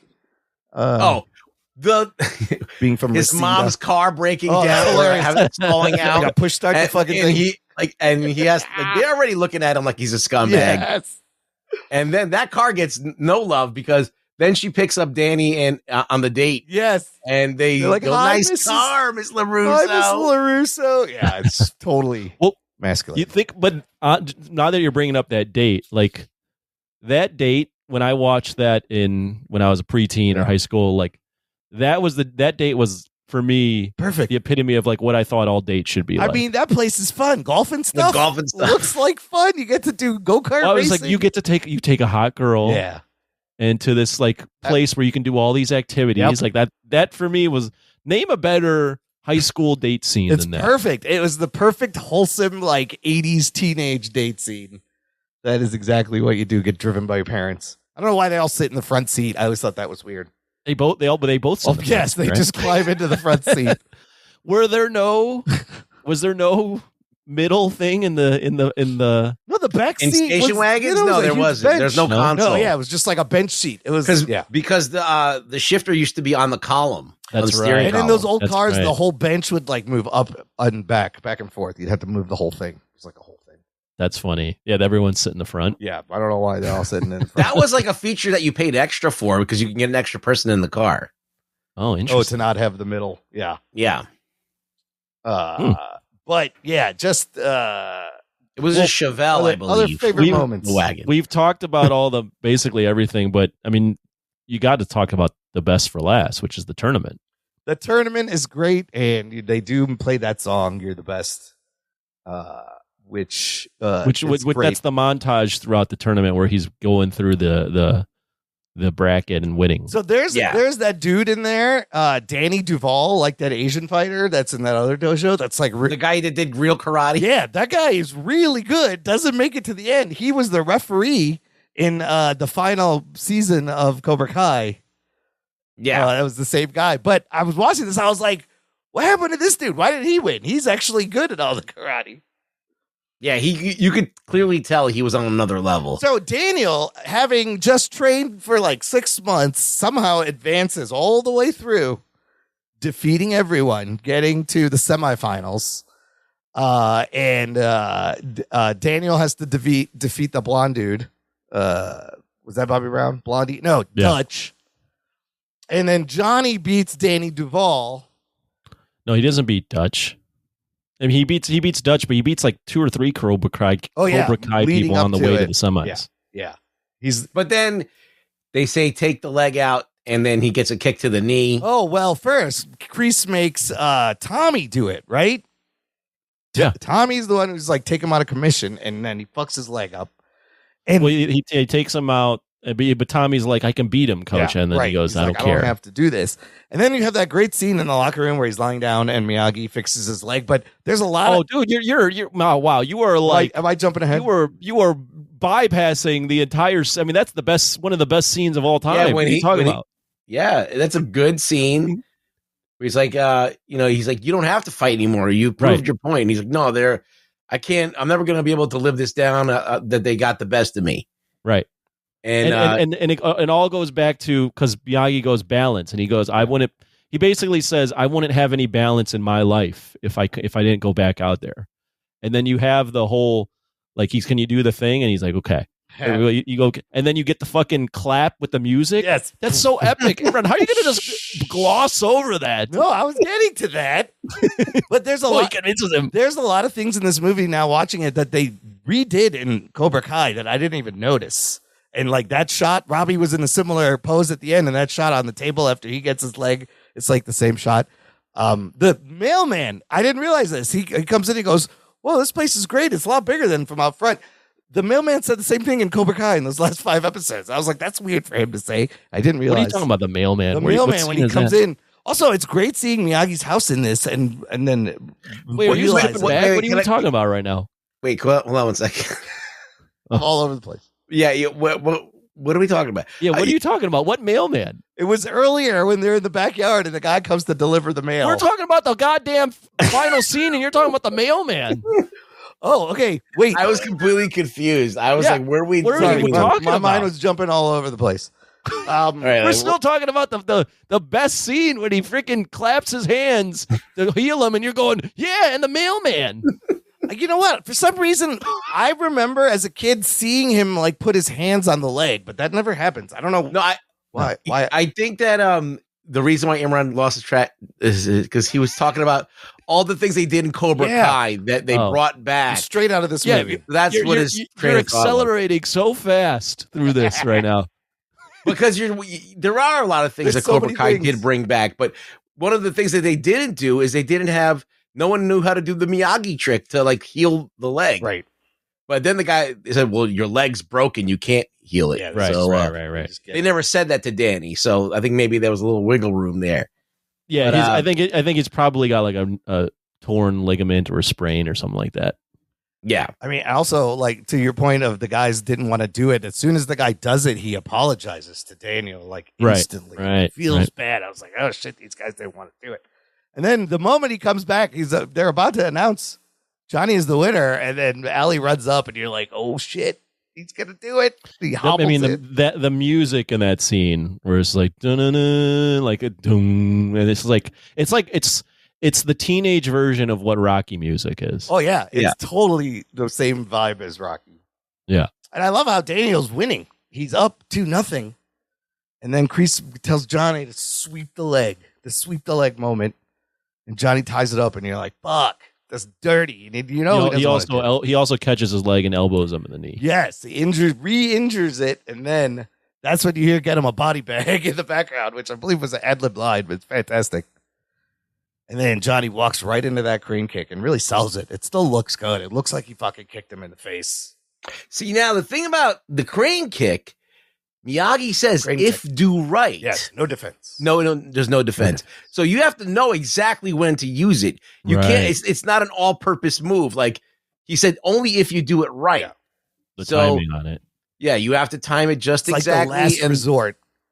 And we know that kick is bullshit. But like still, they, at least when you're writing something, they knew to like give it that. Where you can be like, oh, he's got it. This is not an all-encompassing move. This is something that you have to do a certain way. And they wrote it that way, so it makes more sense. It's not like, oh, I got to believe that this can take anybody down.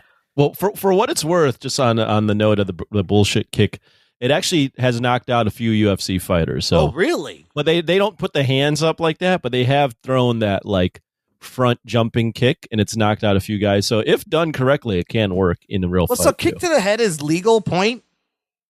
I guess it is. In this tournament? Yeah, in this tournament. I guess it is. Yeah. It's anything above the waist. But then there is a part where Johnny hits him in the head and they don't count it. Yeah. So it's a little weird. Yeah, they do the same thing in Cobra Kai. Yeah.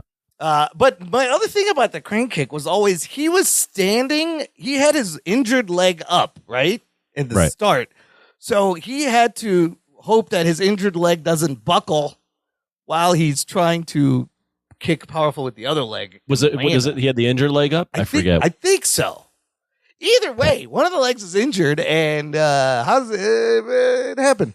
It works. It's fine. Well, I mean, it's built on the fact that he was standing on that. I don't even know what you call that on the beach. Right, the little post. Trying to learn about balance. Yeah. That was great seeing him try to do it, and Miyagi and all the water training. And then you get Johnny going, "You're all right, LaRusso," and then the movie just ends with Miyagi beaming, smiling. Well, not only that, it ends on a freeze frame, which is so of its time. Yes. So what I misremembered, I also watched this. You want to talk more about the mailman? I watched the second movie because it was right there. So I just went. I was like, let me watch the second one. Second one's also fantastic and great. Second one's really good too. But Second one's great. I forgot that the beginning of the second one was it starts right after the end of this movie. I thought all that shit was at the end of this movie. And the second one, one's awesome. The second one ends exactly the same way. Well, no, the second one at some point we should review. It's fucking awesome. I was surprised. It was really good because the trailer for that second one. Yeah. Go back and watch the trailer. Yeah, the trailer for that second one is epic. The tagline is, "This time the fighting is real." Yeah, no tournament. That's fucking awesome. And like Chosen is such a great character on Cobra Kai. And save it. Forget that he wanted to fucking kill him. He legit wanted to just kill him. Anyways, okay. Miyagi has the best lines. Any other favorite lines of Miyagi's that we? Oh, I want to talk about this movie in another context, not just just the acting. Yeah. We talked about the music being epic, and it is. The music is, even the music, the needle drops, all that stuff are all great. Yeah. You're the best around. The fucking the sappy song they play when they're at golf and stuff. Oh yeah. Can you feel the night? Like all that shit. Yeah. So I don't even know if I'm saying it right, but they're all like memorable, and they all work. Cruel Summer, Bananarama. Yeah. And then, okay, so the music's kicking and the music is great. But you know what? The cinematography is kind of good. Yeah. Oh. It's like kind of great. There's that shot of Danny on the boat. With the ocean behind him. Yes. It just looks so memorable. Yeah. And like I think that the movie's pretty well shot. I really do think that there are these long takes and there are these good framing of the fight scenes. Oh yeah. And all that stuff. And like it's just it's memorable. It's done so well. It's created this. It's like it is like a Rocky for little kids. It really is. It really is that same kind of realism, but also that like heroic story. It's just it's cinematic. I think I like that point, and that was one of the questions I was going to ask, which or tying into what makes this movie an all timer, a great one, and that you mentioning the cinematography. That is, I didn't think of the cinematography.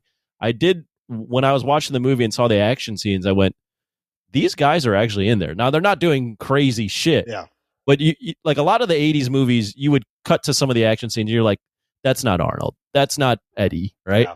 This movie does a good job, or these guys are actually doing the work, because the action is shot really well, and there's not these cut scenes where you can be like, oh, that's not him. Ralph Macchio did all of his own stunts except for like two things: the falling down, when he gets run off the road, they almost fucking kill him. When he falls down the hill, and then when he jumps over the car when he's running from Cobra Kai outside the high school dance.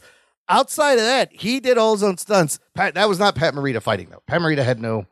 Yeah, Pat Morita clearly a stunt person. Okay, well that they did a good job though of having him in the shadows, so you're not like, that's clearly not him. But Zabka and the rest, and like they're all there. The skeleton crew, that could all been stuntmen since they all have their faces covered. But you buy it, it works. It's all very good. Interesting. Well, did you know? Fun fact. Well, I got some fun facts about this movie. Yeah. Well, we'll get into more fun facts, but just one right off the bat. Did you know that Chad Stahelski's in this movie? What? No, I did not know that. Where is he? Who is he? He plays. Oh wait, I'm looking at the wrong thing. Never mind. I went down a rabbit hole. Yeah. Of clicking on what Pat Morita was in. Yeah. and I clicked on Bloodsport 3. And I just realized I was on Bloodsport 3's wiki and on the cast, and I saw Chad Stahelski. Chad Stahelski's in Bloodsport 3? And I thought I was looking at Karate Kid. That's still a fun fact, though. I didn't know Chad Stahelski is in. It does nothing to do with anything. So let's just keep moving on. What on that note, though, not on that note, but on like the overall great, like what makes this movie as great, and do you guys consider it timeless, where anyone can watch this and be like, yep. Yeah. I think you could show this to any, like a 5-year-old or a 10-year-old or a teenager, and they'll get something out of it. They're not going to be bored watching it, even though it is a slow movie. I think that the drama of the situation, if you're old enough to understand, like, boy likes girl, and bully, like those concepts, like right then and there, you're in. Like, there's no way you're going to watch this movie and be like, nah, it's not for me. Like, you're going to probably, give it a little bit of time. There's so many universal things, right? Like, it's a fish out of water story. It's an underdog story. It's like you said, a guy that gets the girl story. It's about a found family. And all these things are timeless and universally relatable. And it's a perfect mixture. Well, and it's the found family thing. It works both ways, right? So when you start the movie, you're in Danny's viewpoint. Yeah. And he's looking for guidance. He's looking for someone to lead him. He's looking for a mentor. He comes across Miyagi. But then you realize through this movie that Miyagi was equally lost. Yeah. He doesn't have a family. Like, Danny is like his grandson that he never would have had, that he never had. Because obviously his son dies, or his kid dies, and his wife dies, and he's just this lost dude that's by himself. So they both gain something out of each other. And it's like, it is like father, son, uncle, grandfather, son, but it's also just like friendship. Yep. Like, even though this old guy and this young kid have probably nothing in common, they become like the best of friends. Just the little moments between them. That moment again where I'm repeating, but when he tells him, like, you're the best friend I ever had, I was like, damn, that's fucking deep. Yeah, well, I think that Daniel's curiosity in the beginning of the movie, and the fact that he can tell that they have something in common. They both, like, Daniel doesn't feel like he belongs there. Yeah. Right. And I think maybe Miyagi had that feeling when he was younger. Yeah. Before this became his home. So he could see that, and he could see himself. If you know anything about Miyagi from the second movie, you learned about his past. Yep. And he had issues with bullies, and he had issues with having to stand up and fight for his life. So all these things, I feel like he gravitates towards Daniel, and Daniel gravitates back towards him, and they both heal each other. It's a very beautiful film. It's a beautiful when story. when you think about it that way. And I like movies like that. I like movies like The Fisher King, where there's two broken people and they both fill each other's gaps, and they're able to actually grow. Like, there's growth at the end of this movie. Danny's not the same guy that you start the movie with. I think that he learned balance. Yeah, he learns about life. He learns about that. He was being very I don't think that they do enough for him with the relationship with his mom at all. I think because they want to center on Miyagi, but I feel like whatever he learns from Miyagi, or whatever he's getting from Miyagi, is probably helpful to his mom. She probably loves that he's in his life. Yeah, you get to get the sense by the end of the movie that Danny is a better person. Like, he's probably improved all aspects of his life because of this relationship. And they're family. I mean, they're like absolutely family now. And I mean, even his courage and the way he fights and the way he even earns the respect of Johnny at the end, where Johnny's like, you're not so bad. You're all right. You're all right.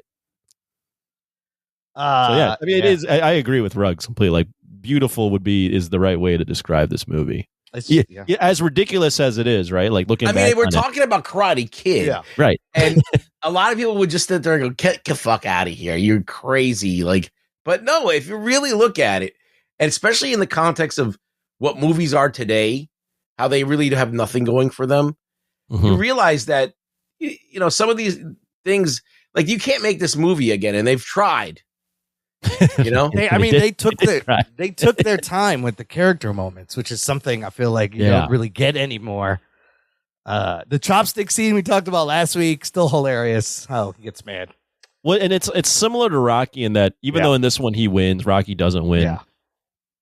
The tournament, the movie doesn't necessarily revolve around the tournament. Like the tournament's important, but as Miyagi said, it's not about the winning or the losing. It's about like getting out there and just defending yourself and proving to yourself that you can be that guy. You want to know what the great thing about this is? Is that Miyagi is written so economically. Yep. He doesn't say a lot. Yep. Yeah. But he says a lot. Yeah. Like just in the scene where he's telling him how to punch, he doesn't mince words. He just gets down to the very core of it. Use your body. Yeah. You know, do this, drive the punch with your body, with your legs. And like, that's essentially, you cut down all the other technicalities. That is, yes, he says, all the power is in your legs. Mm-hmm. So even when he's training him, he's like, look in the eye, always look. Oh, yes. When they look the other person. Always yeah. have eye contact. Always look at what you're doing. My favorite is paint the fence. So he goes, long stroke. Long stroke. But he tells him all he needs to know. Yeah. In those short little bursts. And we can talk about what he says for like hours, right? So there's something there to that writing. Oh yeah. Yeah, it's just very, I mean, it's almost a perfect film. It kind of is. It's kind of just everything. It just comes for what together. It wants to achieve. Yeah. It's there. Right. That's circle. I mean, I'm sure if I turned my glasses on and to really rip this movie apart, I could. But I think it does so many things well that I can't really fault it that much. It does. Did we really need the whole montage of them driving across country? Like, no, it was unnecessary. It could have just started with him getting there, but whatever. Right. Yeah. I mean, it's fine. Yeah, I love. I forgot that they do waste about 5 minutes with that. But a little bit of fluff, but the runtime is still. I was longer than I thought. Like it's over 2 hours. I was like, oh shit, I forgot it was this long. And I thought the beginning of Karate Kid 2 was at the end, and that was originally the plan, but they changed it. What about the mailman? No, I'm just kidding. Here's some fun facts. But the mailman, no, the referee with a mustache of the final fight in the tournament, he was the fight choreographer. Pat E. Johnson, fight instructor, choreographer. At the time, DC Comics had a comic book called Karate Kid. They had a character called Karate Kid. They let them use the name, and they thanked them in the credits. In the credits, you will see, thank you, DC Comics, which is weird. I always wonder when they make this stuff, especially in the 80s, like, did they know this was going to be a thing? Did they know that they had something here? I mean, the pitches in the 80s must have been wild. The fact that all these movies came out. I do think that Rocky came out. Yeah. It was a thing. Yeah. It was a huge sensation. Huge. 76. Yeah. So, and then I think Rocky 2 had come out by then, or no? Yeah, Rocky 2 had been out. So they trust this team. They've proven success. Well, so they know they're like, let's get Advilson another movie about an underdog fighting someone. Mm-hmm. Yeah. And they did. I mean, they made a completely different film, but it has a lot of the same beats. He's like he's an Italian. Like, you got to make him Italian.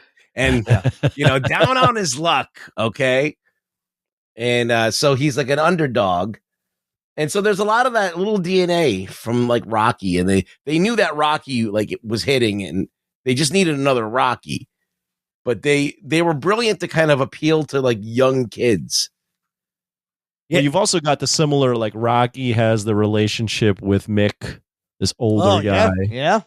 It's not. They're not at all the same, but it's similar enough. Like when Danny is with Mr. Miyagi, and Mr. Miyagi's all drunk and out of it and venting about stuff. Yeah. It reminded me of the scene in the original Rocky when Mick comes by and says he wants to train him, and Rocky explodes on him. And this is like, you've never been, now you want to train me? It stinks. And then he leaves, and then he runs out, and they play the music where he like convinces, like he realizes he just yelled at the guy and comes back. Like it's not at all the same scene, but it's very similar in that like it's this old guy and this younger person bonding over like a tough moment in their life. And I mean, I think this movie really did make a lot of kids sign up for karate classes. Like even the fact that Miyagi explains what the word means and the two parts of it. I think I remember after this there was a lot of karate. Did you sign up? I did. I said Taekwondo for like 6 months, but there was a lot of copycat movies and it was like a fucking craze. I remember that because of this movie. Very influential. Alternate castings. Originally, the role of Daniel offered to Sean Penn, who had just done Oh my God. Fast Times at Ridgemont High, and Charlie Sheen. Both of them turned it down, which is good because he's Ralph Macchio. It's perfect. The character was also Ruggs, going to be called Daniel Weber. And then they made. Oh, no. Yeah, they Macchio. It has to be Italian. Oh. Japanese actor Toshiro Mifune, who had made 16 movies with Akira Kurosawa, who was in Seven Samurai, auditioned for the part of Miyagi, and they thought he would be too serious. And then they thought Pat Morita would be too comedic, but then Morita does what he does and gets the part. I think they made the right choice. Absolutely. Oh yeah. Like this is all-time role. I mean, Toshiro Mifune is great, but I think that he would have made it into a different film. You're the Best Around was originally written for Rocky 3. Instead, that movie goes with Eye of the Tiger. Then they offered the movie to Flashdance. That movie goes with Maniac. You're a Maniac. And this was the last choice. Ended up in this movie, and it works in this movie. Wow, I'm looking at who was considered for John Danny LaRusso. There's a lot more people. Who else was? Who was hot at the time? So you said Sean Penn and Charlie Sheen, right? Other names: Robert Downey Jr. Oh shit! John Cryer. Oh shit! Emilio Estevez, Nicolas Cage, Anthony Edwards, C. Thomas Howell, Tom Cruise, Eric Stoltz, and D.B. Sweeney. You know what? Because Macchio was in The Outsiders between this, and that was the whole fucking cast of The Outsiders, pretty much right there. For Johnny, the big name that was almost cast as him was Crispin Glover. Oh, that would have been weird. He's weird. What about Patrick Swayze? Swayze might have been Swayze. I think Swayze was too old. Yeah. Too old and too old looking. Ralph Macchio does get that car. Ralph Macchio in The Outsiders. I mean, that scene where he's in the bed dying. Yeah, and that's also that's a good movie. Some good role. Yeah, it was a good movie too. Oh, the other line I thought was weird from this movie where he goes, "What does it take a worm for a walk week?" I was like, these are the insults they had in the 80s. I don't know why I said that.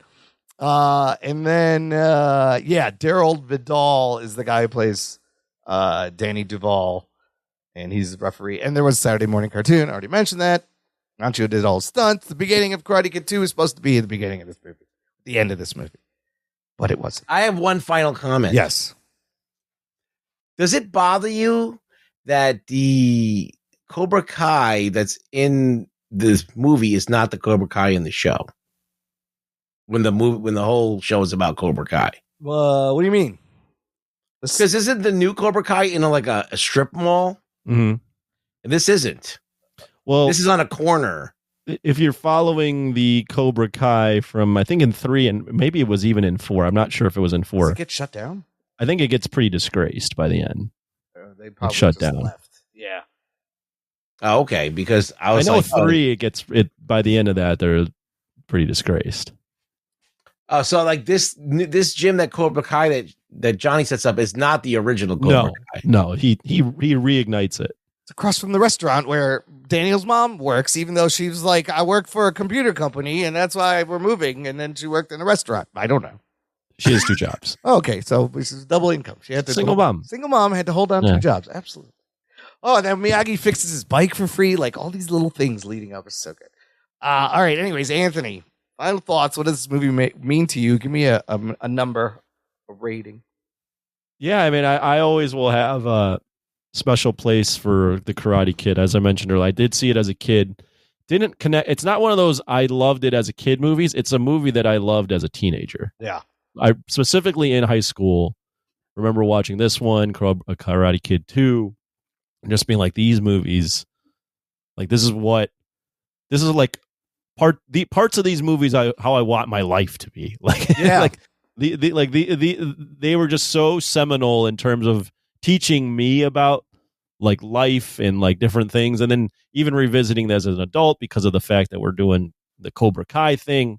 So it's just this movie has always be important. That's like kind of sappy to say, but it's always been an important part of my movie going experience. So yeah, Karate Kid. Do you want me to rate it? Is that what you said? Yeah, give me a number. Give me a number. Oh, I mean, we can nitpick it, right? Like there's some bad ADR at some points, and it is a time capsule of its time, part of its time with the things that they're doing and wearing and saying, but it's a good time capsule. I mean, 10 out of 10. Yeah. Perfect movie, from my opinion, and spawned this great franchise, right? With Karate Kids and Cobra Kai and all that. I do have a question for you guys at the end, but I'll let you guys go into your ratings. Yeah, franchise not done yet. Still going. Rugs. Still going. Rugs. 40 years later. I know, it's crazy. Rugs, what would you give this movie? What final thoughts? Yeah, this film has always been there for me.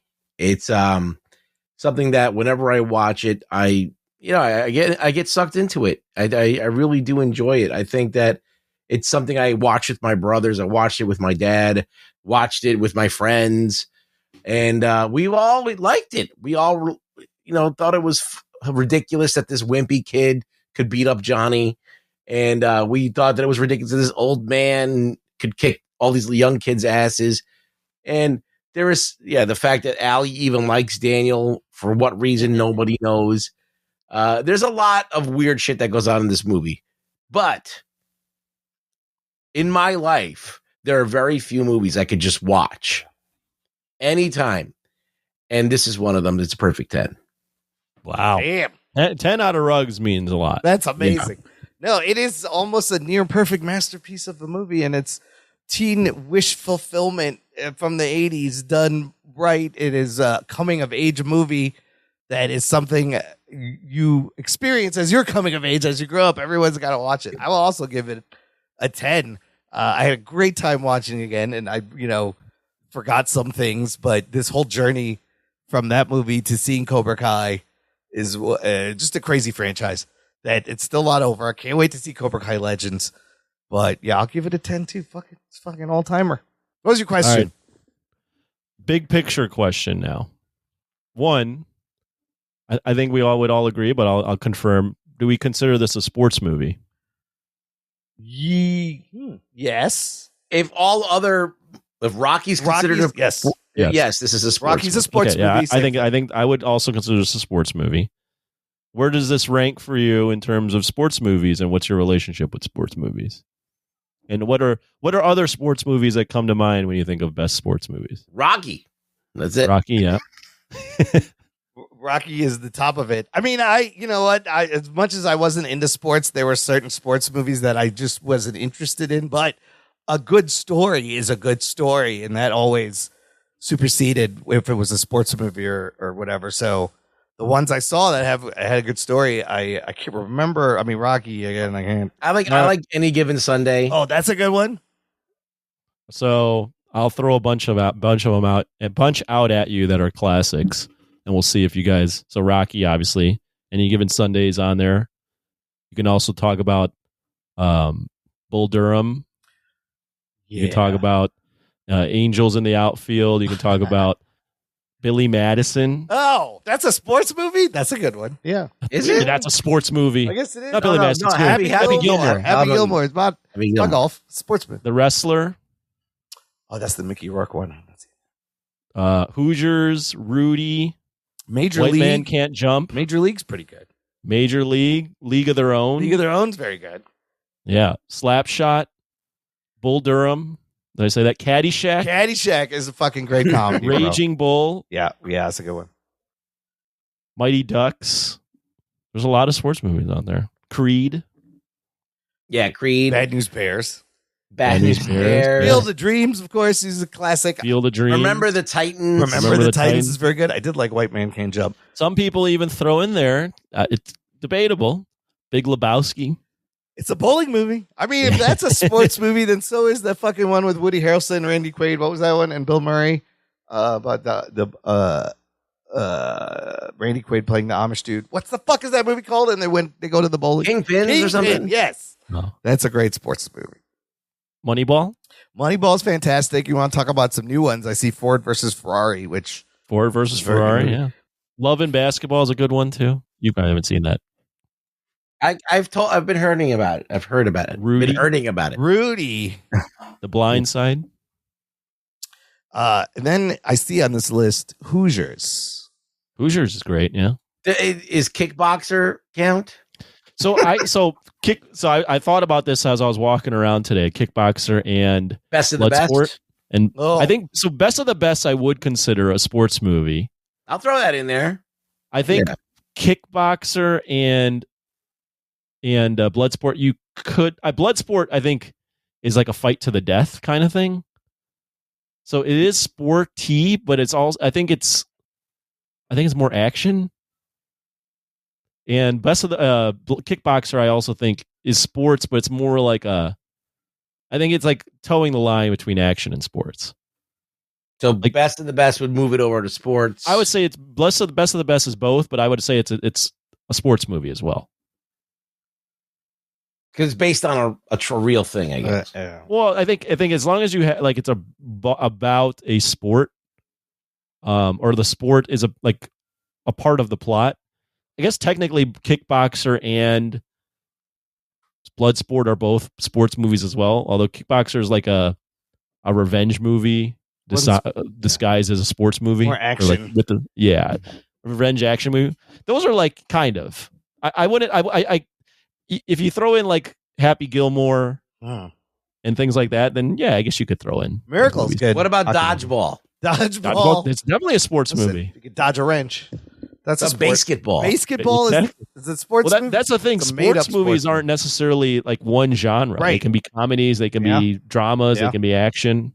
What about the one with Keanu Reeves? What was that one? Replacements. Yes, the football player. I love that movie. It's a remake of an old movie. And then there's that one where they play football in jail. Yeah, a whole 9 yards. Longest yard. Longest yard. That's a remake of a movie as well. That's a good movie too. Yeah. There's also That's an a Burt Reynolds movie. Old TV movie that was rated like on the top guy cry list. It was Brian's song. Oh yeah, that's right. That had that scene. Yes. So yeah, sports movies, man. One day we might do a sports movie. There's The Sandlot. Yeah, Hoop Dreams too. It's a documentary, but that's a documentary. But it won an Oscar. Yeah. Sandlot. Coach Carter. The Foxcatcher, Wrestler. They could be The Natural. They could be anything. The Natural. This has got to be. I know already which one Ruggs' favorite sports movie is. You know what that is? Felt the Ball? Well, no. Nope. Over the Top. Oh, that counts. That's an arm wrestling sports movie. That's in the mix. I think it says in the mix. Definitely. So yeah, when you think about sports, you don't think about them too much when you list them out. I have one of the best unsung sports movies of all time. All right. Let's hear it. It's about BMX biking. It's called shit. Rad. What about Gleaming the Cube? Skateboarding movie. No, Rad. You have to watch Rad. It is the Karate Kid with bikes. Who was in that? Nobody. The only person there's a Johnny-like person in that. Yeah. There's like a Bart Connors. He's an Olympic guy. 1986. And Lori Loughlin is the girl in the movie. Yeah. Aunt Becky, and Aunt Becky. They were coming out with all these crazy like Rad, Gleaming the Cube, all in the 80s, like anything that was barely. Yeah, a sport. Rad was like it was Karate Kid on bikes. Yeah, it's definitely about a copycat movie. It's about a kid who rides a bike, and he delivers newspapers, and he can like do all kinds of tricks on his bike, and then he finds out that like a big bike tournament is coming to town, and he wants to participate in it, and then he's got the whole people. He's like one of the losers, and there's like the top players, and he's got to learn how to fucking do the shit. It's Karate Kid. Yeah, on bikes. Yeah, Karate Kid on bikes. It's a classic. You love it. Talladega Nights is a good one. There's so many then. If we when you think about it, there are a lot of sports movies. So now that we've listed a bunch, would you still say, because Ruggs immediately was going Rocky? Is Rocky still your all timer? Yeah, or would you have to think about it and maybe do a tournament one day? I mean, there are some new movies that are solid that could give Rocky a run for their money. I think maybe. I mean, for me, it's gonna be like Rocky, Any Given Sunday, and Rad. Those are my three favorites. So on this other list, I also see I, Tonya. Yep, that's a sports movie. That's a fucking fantastic movie. Also, the movie that got Will Smith to go on stage and slap a motherfucker, King Richard. Oh yeah, but the Williams sisters, right? Yeah. The father. Oh, I didn't even see that. So, yeah, there's a lot of sports movies. What about Challengers? It is. Is that tennis movie? The movie's not good. But it is tournament worthy for sure. Now that I didn't think it was, but they're so good. I always thought of Rocky as my favorite movie, but if I rewatched a lot of these movies, I bet I would. Yeah, I think Rocky could get a run for its money. Like I've never seen Raging Bull. My dad used to think Raging Bull was awesome. Yeah, it's classic. Scorsese, Yeah. De Niro. It is a fucked up movie. Yeah. Yeah. So there's a lot of movies out there, but just throwing that out there, there's a lot of sports movies, and Karate Kid I would definitely say is a sports movie and belongs in the discussion as well. That he would. I think it would definitely be Final Four. I mean, I don't even see Karate Kid in a lot of these lists, which is alarming. But it should it's bullshit. Because it should definitely be in there. Was Slapshot a movie you guys watched? Yeah, I think I've seen it at least once. Yeah, I saw it once. It's a comedy, right? It's a hockey comedy. Yeah, with those guys with the glasses, Hanson brothers. The one I was going to say that'll make you guys smile, the best sports movie ever, besides Over the Top, is Sudden Death. That's right. That's the one. That's the Jean-Claude Van Damme hockey movie. Right, that was in our tournament. NHL playoffs. That movie is amazing. Correct. That's still a sports movie. Yeah. Does it count? Okay, then that becomes that might be number one. I would say as long as sports are a part of the plot, like obviously if they're just tossing a baseball for one scene, that's nothing. But sports are a part of the plot. Well, you have What about Jerry Maguire? Jerry Maguire counts. That's a sports That's movie. a sports movie, absolutely. It's a very versatile genre. It is. It Oh, really did is. you ever see Wimbledon? No. Oh, that's Kristen Dunst is in that, right? No, I'm not. That's not the one I'm talking Talking about about. Bring It On. No, it's the one with Scarlett Johansson and the tennis players. What's that one? I forgot. But Scarlett Johansson tennis movie. Wimbledon has Match Point. Match Point. Match Point. That's a crazy ass movie. Wow, there was two tennis movies with two Oh, she's young. different. Yeah, that's a young Scarlett Johansson. Yeah, But sports movie. that's an interesting movie. What about Real Steel? Hugh Jackman with the punching robots. What about Ali? Ali's a good movie. I've seen Ali. About He Got Game? It's basketball. Starring Denzel. Yeah, it's He basketball. Got Game. I didn't mention that, but He Got Game is also a good basketball. one. Yeah. Man, I mean, one of my favorite basketball movies is White Man Can't Jump. that's a hilarious movie. That's a great movie. That is a great movie. Yeah. But what about football movies? Isn't I mean, there's so many. Any Given Sunday, Little Giants, The Program, Friday Night Lights, Rudy, The Replacements. All the Right Moves. That's a Tom Cruise movie. What's that? It's Friday Night Lights, and what was the other football movie that came out in the 2000s? Remember the Titans. Remember the Titans. Yep, there you go. And then there was the Gridiron Gang with The Rock. I'd never seen that. I didn't even know that was a real movie. I didn't know that existed. It's a terrible movie. Okay. You should watch it. Johnny Be Good, starring Robert Downey Jr. That's a crazy movie. And Anthony Michael Hall and Uma Thurman. So all that to say is I think there's potential if we wanted to do the research. Yeah, we could watch it. We'd have to we'd have to figure out how to pick these though. Yeah. We There's might. so many. I was thinking about maybe we just pull from a list just to make it easy and say, hey, this is based on XYZ's top 30, 50 movies, and then we just whatever. But we'll figure it out. Something to mull on if the fans want to hear it, see it. We could do a sports movie. All right, the Gridiron Gang. Let's see who's in it. Exhibit. Oh, God. And Dwayne Johnson. And nobody else that What is I this? know. Pimp My Ride? The fuck is this? Pimp My Ride, the movie. Pit My Football Pimp My Team. football team. But yeah, I think the tournament's a great idea. We just, we need a month prep to like catch up and come up with the list. But Yeah, you got to watch a lot of these movies. But it's a fantastic idea. Let's wrap up here, fellas, with some What Are We Watching Rugs. You did post a Patreon review for a movie. What was the movie? The Gorge on Apple TV. You know what? I'm going to give you this. You're going to give us the rundown.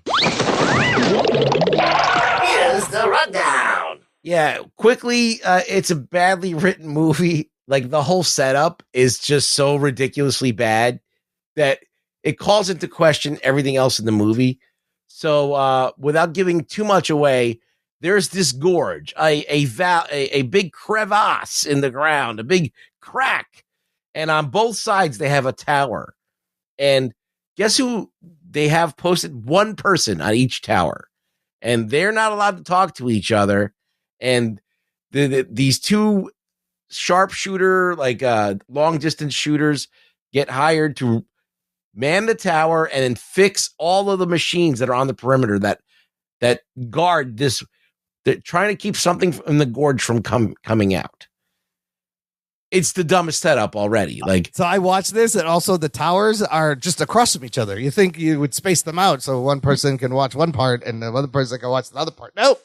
They're looking at the same fucking spot. They're looking at the same spot, yes. They do have automatic triggered mines and guns, motion detection. But, like, if something that was this important that needed to be watched over, you think you'd have more than two guys? Probably. And then what they do is they cycle them out once a year. You got to keep it a secret, though. Nobody knows about this gorge and what's down there. Yeah, but, like, it's stupid. It's like, I don't know. It's just the way this whole setup is, like, how there's no drops where they drop him supplies or anything. You assume everything's just jammed into this tower. He's got food for a year. Did you notice how they did a Queen's Gambit and a Whiplash illusion? Yes. They play the drums and they play chess. It's very forced. I was like, oh, why are you doing that? Ew. So, and this girl's got like the biggest record collection in there. Yeah, Anya Taylor-Joy, Miles Teller, they're okay. She looks good in the movie. The first half of the movie, completely colorless. It's almost black and white. There's no, even in the daytime shots, it's just fucking brown. When they get in the gorge, there's a little bit of color. I did like some of the monster designs and some of the action scenes down there, but it didn't make a lot of sense what was happening down there. Yeah. I mean, also, like, and then it ends really abruptly. Yes. And it just wasn't satisfying. I mean, it's nice that, you know, the love affair happens and all that stuff, and that's what makes it fun to watch. He's thinking with his dick, and that gets him in trouble ultimately. Right. But, yeah. So I watched that, and then I noticed a very similar movie on Max called Elevation. So I watched this. This one has Anthony Mackie and Morena Baccarin. And in this one, it opens with a black screen and a news audio to set up the whole movie. This is in the very beginning. You find out creatures are popping out of the ground, and then they're like, oh, they can't go past 8,000 feet. Everybody take the high ground.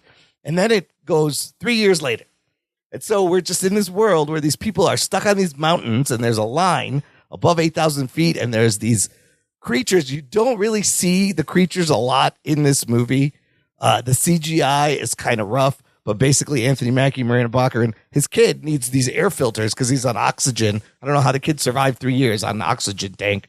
So he's got to go into Boulder to get these air filters while she has a thing she can paint on a bullet to stop these things. Let me tell you something. Watching both of these, The Gorge is the better movie and wins. As bad as The Gorge was, the action is better, the CG is better, the creature designs are better in The Gorge. Well, it's like a big budget movie. It's Apple poured money into this, and they got like top name actors in it. So I'm like, they funded this movie. They paid for the CG. They paid for all the big explosions and shit, but they couldn't like make a script that made sense. Like that wasn't like ridiculously stupid. But yeah, you can watch it. It's a movie. Elevation is worsely written. Like they don't even explain really why they just stop at 8,000 feet and turn back. Like I don't know what was happening. But it's just funny that there's like two similar movies. One with like they can't go up, and then this one they can't go down. But it's the same fucking movie. Which happens all the time. In our movie, they can't go down. Yeah. Oh, we're doing a different movie where they can't go up. It's great. Anthony, you watch anything? I'm trying to think. Have I watched anything? No, I've been just catching up on Invincible. I'm all caught up there. This last episode was pretty intense. It's been so good. Spoilers. Spoiler alert. We're getting something called the Invincible War with a bunch of Invincible variants. What the fuck? I was even just talking about the main plot of that movie. The main plot was great. I mean, the story, every episode has been what was that? Powerplex, Multiplex, whatever his name was. Powerplex, I Yeah, believe. great story of a guy seeing a situation from his perspective. Him becoming the villain in his own story. Yes, fucking fantastic. Done really well. Calling back to the first episode. So fucking. I mean, that scene where he's electrocuting him and then accidentally electrocutes his kid and wife. Oh and my God. And he just goes overboard. Yeah. Yeah. It's so good. And he fucks up even more by trying to get revenge. Oh, fantastic. Anyways, I know what you are going to be watching out this week, everybody. Daredevil, Born Again. I will watch that. So here's the thing. These are Tuesday releases, which really fucks up our schedule. Because if the listener doesn't know, we record on Monday nights. The show comes out on Wednesday. So by the time we actually talk about the premiere first 2 episodes, it'll be a week and a half later, and the 3rd episode will be out. So instead, we're just going to wait till the show ends. We'll talk about it and what are we watching, as the episodes go by. But I am hearing pretty positive reactions to the first 9 episodes from places. I saw some positive reactions as well, so I'm looking forward to watching it. They put out like another trailer, which I watched a little bit of, but I was like, I don't even need to see this. I'm in. It's going to be exciting. So, but in the meantime, we'll be talking about Anora instead of Daredevil next week. That's it for this week, Ruggs. Where can the listener find you online? Rug Boy Show on X. Come follow me. That's the only place you can talk to me. You want to send me a message? You want to tell me something? It's the easiest place to find me. Anthony, where are you going to be this week? This week? Anywhere fun? No. Fantastic. No. I haven't had a drink of alcohol in about 3 weeks, Holy 4 shit. weeks. Oh, no. man. So I'll be eating clean and getting my body right for the summer. Oh, it's that time of year. Yes. Yeah. This has got to prep. It's got to prep. Got to fucking get cut. All right. Yep. You can find Anthony getting cut. In the meantime, check out the episode description or our website, jockandnerd.com, for links on how to support and follow and all the stuff we talked about. Thank you for listening to the Jock and Nerd podcast. My name is Imran. My name's Anthony. He's the Jock. He's a nerd. We'll peep you next time. This is crazy. And sometimes it may be good, sometimes it may be shit. Thing I offered you a chance to be a cop, and you blew it. Jock and Nerd